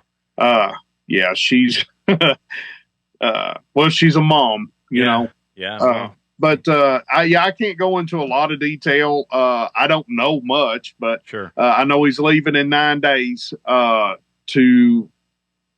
deploy, and he'll be gone, roughly about a year. So, and what branch is he in? He's in the National Guard, Army National Guard. Okay. All right. Yeah, we could probably put 2 and 2 together. He's going here or he's going there these days. Yeah. One of those two. Yeah. Yeah. Which that's a podcast in itself talking about that situation, but that's not what this podcast is about. Well, we're hoping to kind of pull that into a USO tour. Let's go play for our guy. Yeah, I mean that would be great. I mean, those guys. I think the USO did it right all the way since Bob Hope.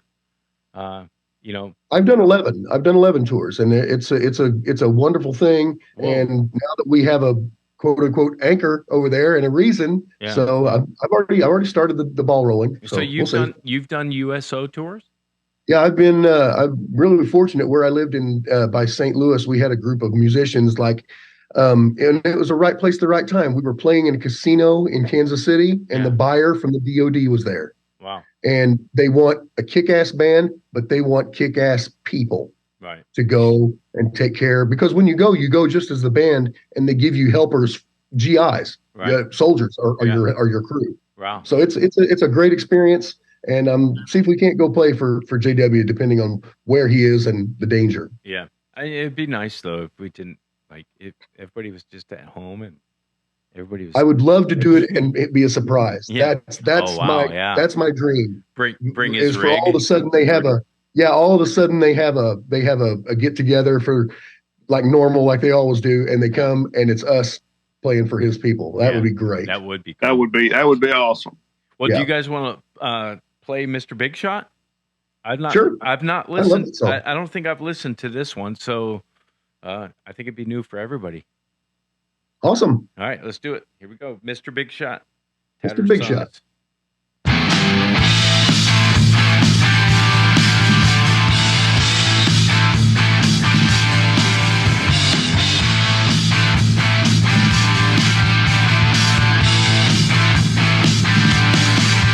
Well, the rain came down on my baby and me. I was trying to tell her, Lord, I got to be brave. It was the 7th day and I'm the oldest son. She didn't think that I was special one.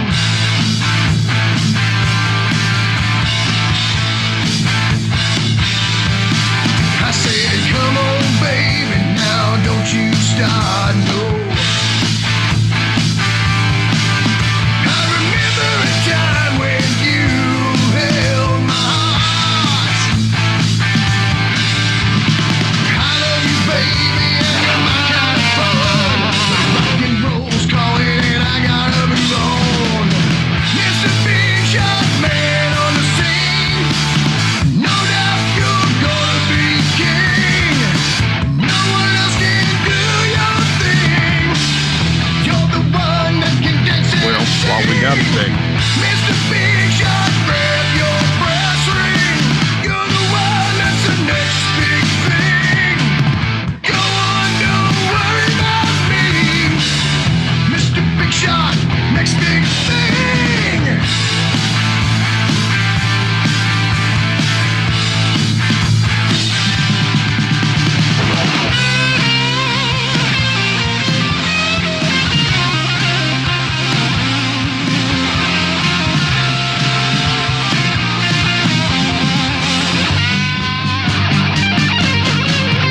I was hanging from a star when I fell from grace.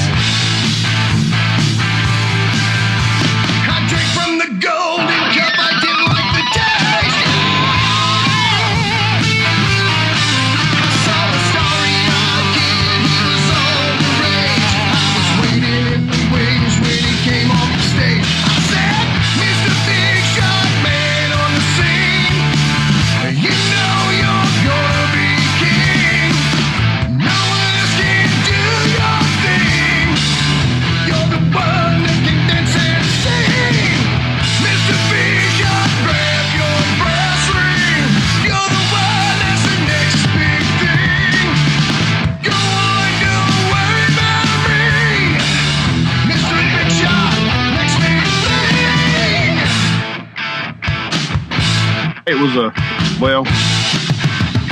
I don't know. I mean, I know some of their crew. I know some of their camp. So, but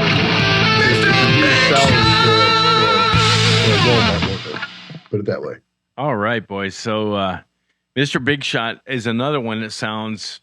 It sounds 1977 New York Love rock. that. Yeah, you know. Love that. all right. It's definitely just a banger rock and roll song. JW, it sounds like Angus on this song. He does. Yeah. He does. I thought it sounded like. Yeah, his vibrato, the vibrato attack is angry and vicious. What are you gonna do while he's deployed for lead guitar? Well, I am very fortunate. Andy Von Wing, he's got some health problems, so he's kind of on the. He is a badass. Yeah. He is a badass, and I reached down into my Rolodex and called Trace Ritter, who is, oh my gosh, how would I? Trace Ritter is John Sykes if he played in the 70s. Oh wow, okay. Yeah, and he played our last show with us, and it was great. Just killed it. Just crushed it. He crushed. He played. He was in the 90s. He always wanted to shred and be in a rocker, but he was in the band Tonic, Matchbox 20, and Chalk Farm. Right. So he was caught all in that series. You know, by that time, that's what was big. So he was Tonic, the shredder of those groups. Right. And he's a badass. And I'm very fortunate. Like Joe, he came up to me the other day at the show, and he goes, every time we need somebody, you bring somebody more badass. Right. So I'm very fortunate that I'm really good at making friends, and I've made friends with a bunch of really genuine people that can play their ass off. Yeah, well, that's awesome. And any plans to get to Atlanta? As soon as possible. We'd love to. We'd love to be in Atlanta. Okay. I used to play in Atlanta at Danny's. Danny's is probably still not there. It's that's a long time ago. Yeah, Danny's is gone. But there's a lot of good venues still here, and might be something that we could put something together. It'd be awesome. Hey, we'll come play with you. Yeah, absolutely, man. Absolutely. Your band, this band, and Hope Sanker would be a rock show, like perfect matches as far as the approach to the sound. Well, sir, it's not far from my door, so I'm there. Yeah. Hey, listen, put it together, man. We'll help out, do whatever we can. Let's do it, man. We're all about a rock show. What is your lineup is drums, bass, guitar, vocal. And vocal. 5 people. 5 people. Okay. Yeah, we could share a drum kit, that kind of thing, and just go. Man, we can make that happen, dude. That ain't nothing but a road trip. But getting the dates worked out, you know what I mean? Yeah, road trip. And I love Atlanta. That's one of my favorite towns. Oh yeah. Yeah, it is a good spot. I moved here in '95 for the summer, and I never left. I got a friend that lives in Atlanta. He went to Atlanta Institute down there. I've not talked to him in a while. Yep. Great guitar player. Yep. Howie Bentley, I don't know if you've heard of him or not. No. Plays in a band called Cauldron Born. It's kind of a like a and I'm not saying this to lessen it or anything. I just don't know any other way to. It's kind of like power metal with a fantasy theme. Right. You know what I mean? Like a lot like Dio wrote. Yeah. But it's more power metal and stuff. Yeah. Howie's a great guy, man, and I went down and stayed with him and played some stuff down in Atlanta. This would have been in the early 90s. Wow.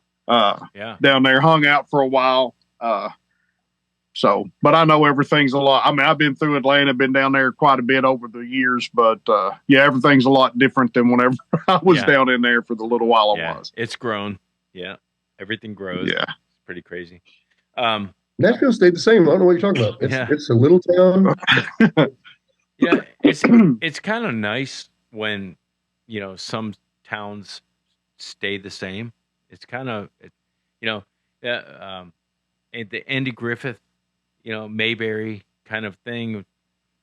Those places are needed also. It's important. Absolutely. It's important to be able to go somewhere and go, oh yeah, okay, everything's as it was when I left. Thank you. See, that's where I live. Yeah. Yeah. That's where I live. Yeah. And there's And nothing. that's not a bad thing. Yeah, there's nothing wrong with that. In fact, No, maybe we should have more of that. I don't know. But so what's up next? Two things. What's up next, and how do people find you other than Tattered Sons on Spotify? What's the website? www.tatteredsons.com. Okay.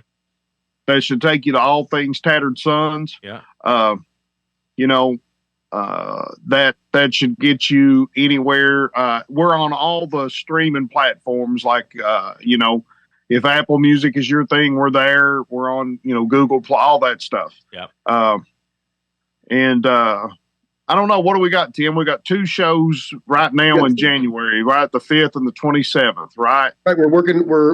We gotta do some rehearsal because they're both original shows. We're opening for Derek St. Holmes in up there in the backwoods of Kentucky in a really nice venue. Yeah, that's perfect. That's January 27th. Right, and then the 5th. I'm not actually sure where the 5th is. That's the Open Court in Knoxville. Oh, that's right. That's a great club. Yeah. That's a great club. Before. That's a we're cool club. with a local Knoxville, basically a staple, man. They're called N2O. Great players. They're older guys. Well, N2O stands for Never Too Old. Nice. What venue is that? Knoxville, January 5th? The Open Chord. Open Chord. That's a cool place because it's a club. It's a dinner, it has a music store, and it has a music. A music store. Yeah. So when you break a string, you're going to be okay. Yeah, you're right there. It's great. Yeah. I might. It's a really cool place. We got lucky. When did we play there? Back in March, wasn't it? Yep, March. Yeah, we played back in March there, and that was super. It's just a super great club. We got to play with the Kincaid Band, which is another staple in the Knoxville music scene. So we were blessed to do that, and to do it with N2O it's a big deal. These bands are staples there. To be able to get on the bill with them is it's an honor. It really is to jam with these guys. And who does the booking? We all do. Yeah, that's how it's it has to Tim be. and I. Yeah, that's how it has me, to be. Me and Tim do it. Yeah. Pretty much. Yeah. Like you said, there's agencies. There's agencies right. all over the place. Right. But they're booking crap. Yeah. They're not booking shows that want this type of music. It's like it's a cookie cutter, right. and that really drives us insane. So it's taken quite a bit of doing, but we're starting to break out. The damn video's taking off, and it's doing well and getting us some shows. Yeah. I am working on a show with a band that I don't want to say yet in St. Louis. Yeah.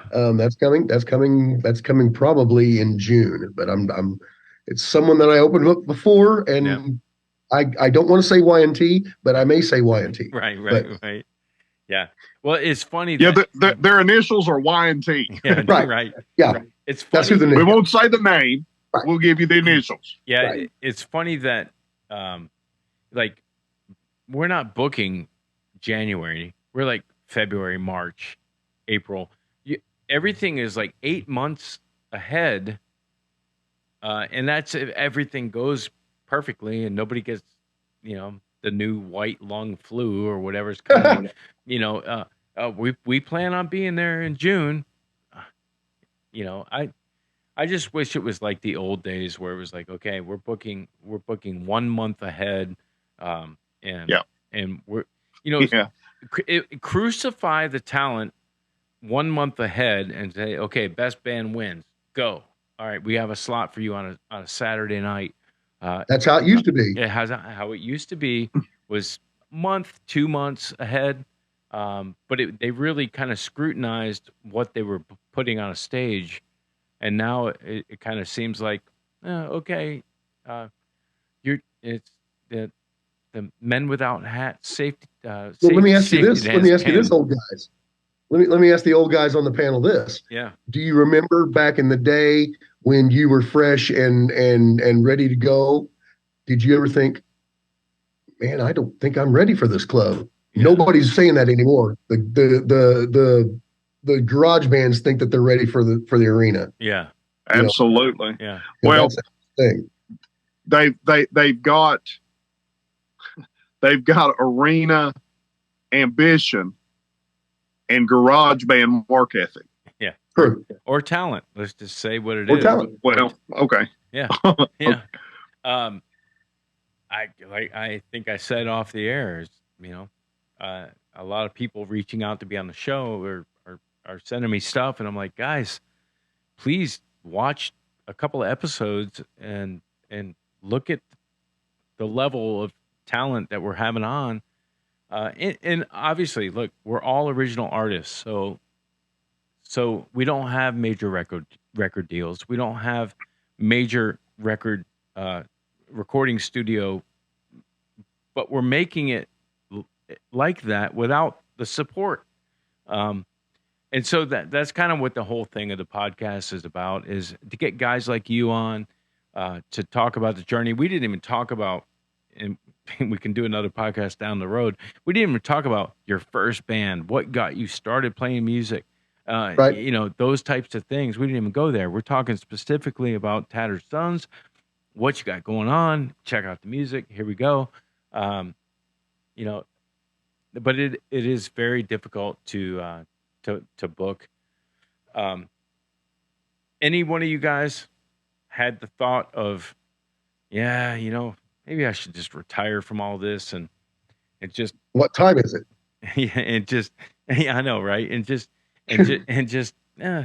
I could be perfectly fine, but I have a Hammond organ over here with a Leslie, and I'm making music every day. I guess I can't quit. I got three bands worth of people. I guess I can't. Well, I tell you what, I don't think I can. I honestly don't think I can, because when I moved to Nashville, it wasn't to play music. I had Terminator short hair. Yeah.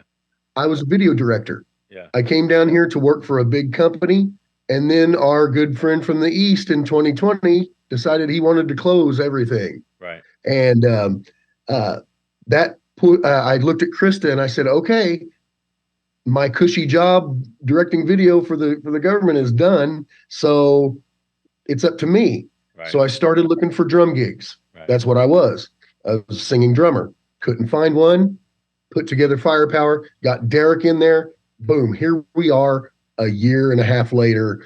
And you talked about the bands that are sending you stuff. You can give them our stuff.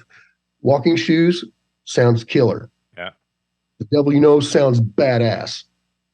The four songs we just did are stellar. Yeah. It's a different level. Yeah. Different level every bloody time. Well, every time. As experience, shows. It's kind of one of those things where, I think it should be good for young, whether you're a singer songwriter with acoustic guitar. I had a girl on here that came in studio and played just her and an acoustic guitar, and was just like, oh my God, that sounds so amazing. Yep. And then I had another guy, same thing, that he was a singer songwriter with the acoustic guitar that produced his own record. Took 4 years to produce this record, Mitch Fossier, and he played it for me. I'm like, dude, I've known you for 15 years. You never gave me a sneak peek. He's like, nah, I'm not a sneak peek kind of guy. Oh, geez. Like, this shit is awesome, really, really, there's some really, really talented people that are not on The Voice. They are not on American Idol. They are out here in the wild writing and creating on their own machines art that people need to hear, and that's why we do the podcast. And the internet, we sat here for the last hour kind of saying, hell with that, but that's a great tool. And Right. we'll see lots of stuff, and I'm thankful for it. Yeah. I'm really, because like I said, we just got our first review in from Finland. Right. And they called that Shine a 9 out of 10. So let's go. Yeah. Well, guys, man, I really appreciate you guys coming on and reaching out to us and saying, hey, and my cohort here, Rick Gathman, is supposed to be on drums here talking with you guys. I was like, dude, you're missing this band you're really going to like. This is right up your alley. He's like, man, I just got done doing tile work, and that's the world we live in. It's like, man, I just got done. I just did 9 hours doing tile. I'm a little tired. Okay. Sit it out and we'll talk, and we'll have, we'll talk next time, Happy to talk to him anytime. Yeah. Yeah. But in reality, you don't know if you have a next time. That's whole true. thing. My work ethic goes to, when are we going to be shut down the next time? Or when am I, if I'm going to get sick or somebody, there's no guarantee. What's the old saying about the guarantee that you wake up tomorrow or your feet on the ground, or, that kind of mentality is where I I got to get it all done today. Well, I'm running. That's why you turn it to 10 and run like hell. Yes. You turn it to 10, you run like hell, and you get as much done in a day as you can. That goes back to the blue collar thing. Right. Yeah. Yep. Get it done, work hard, get it done again. See you tomorrow. Grab a Mountain Dew, and we'll see you on the next episode of the Original Music Podcast.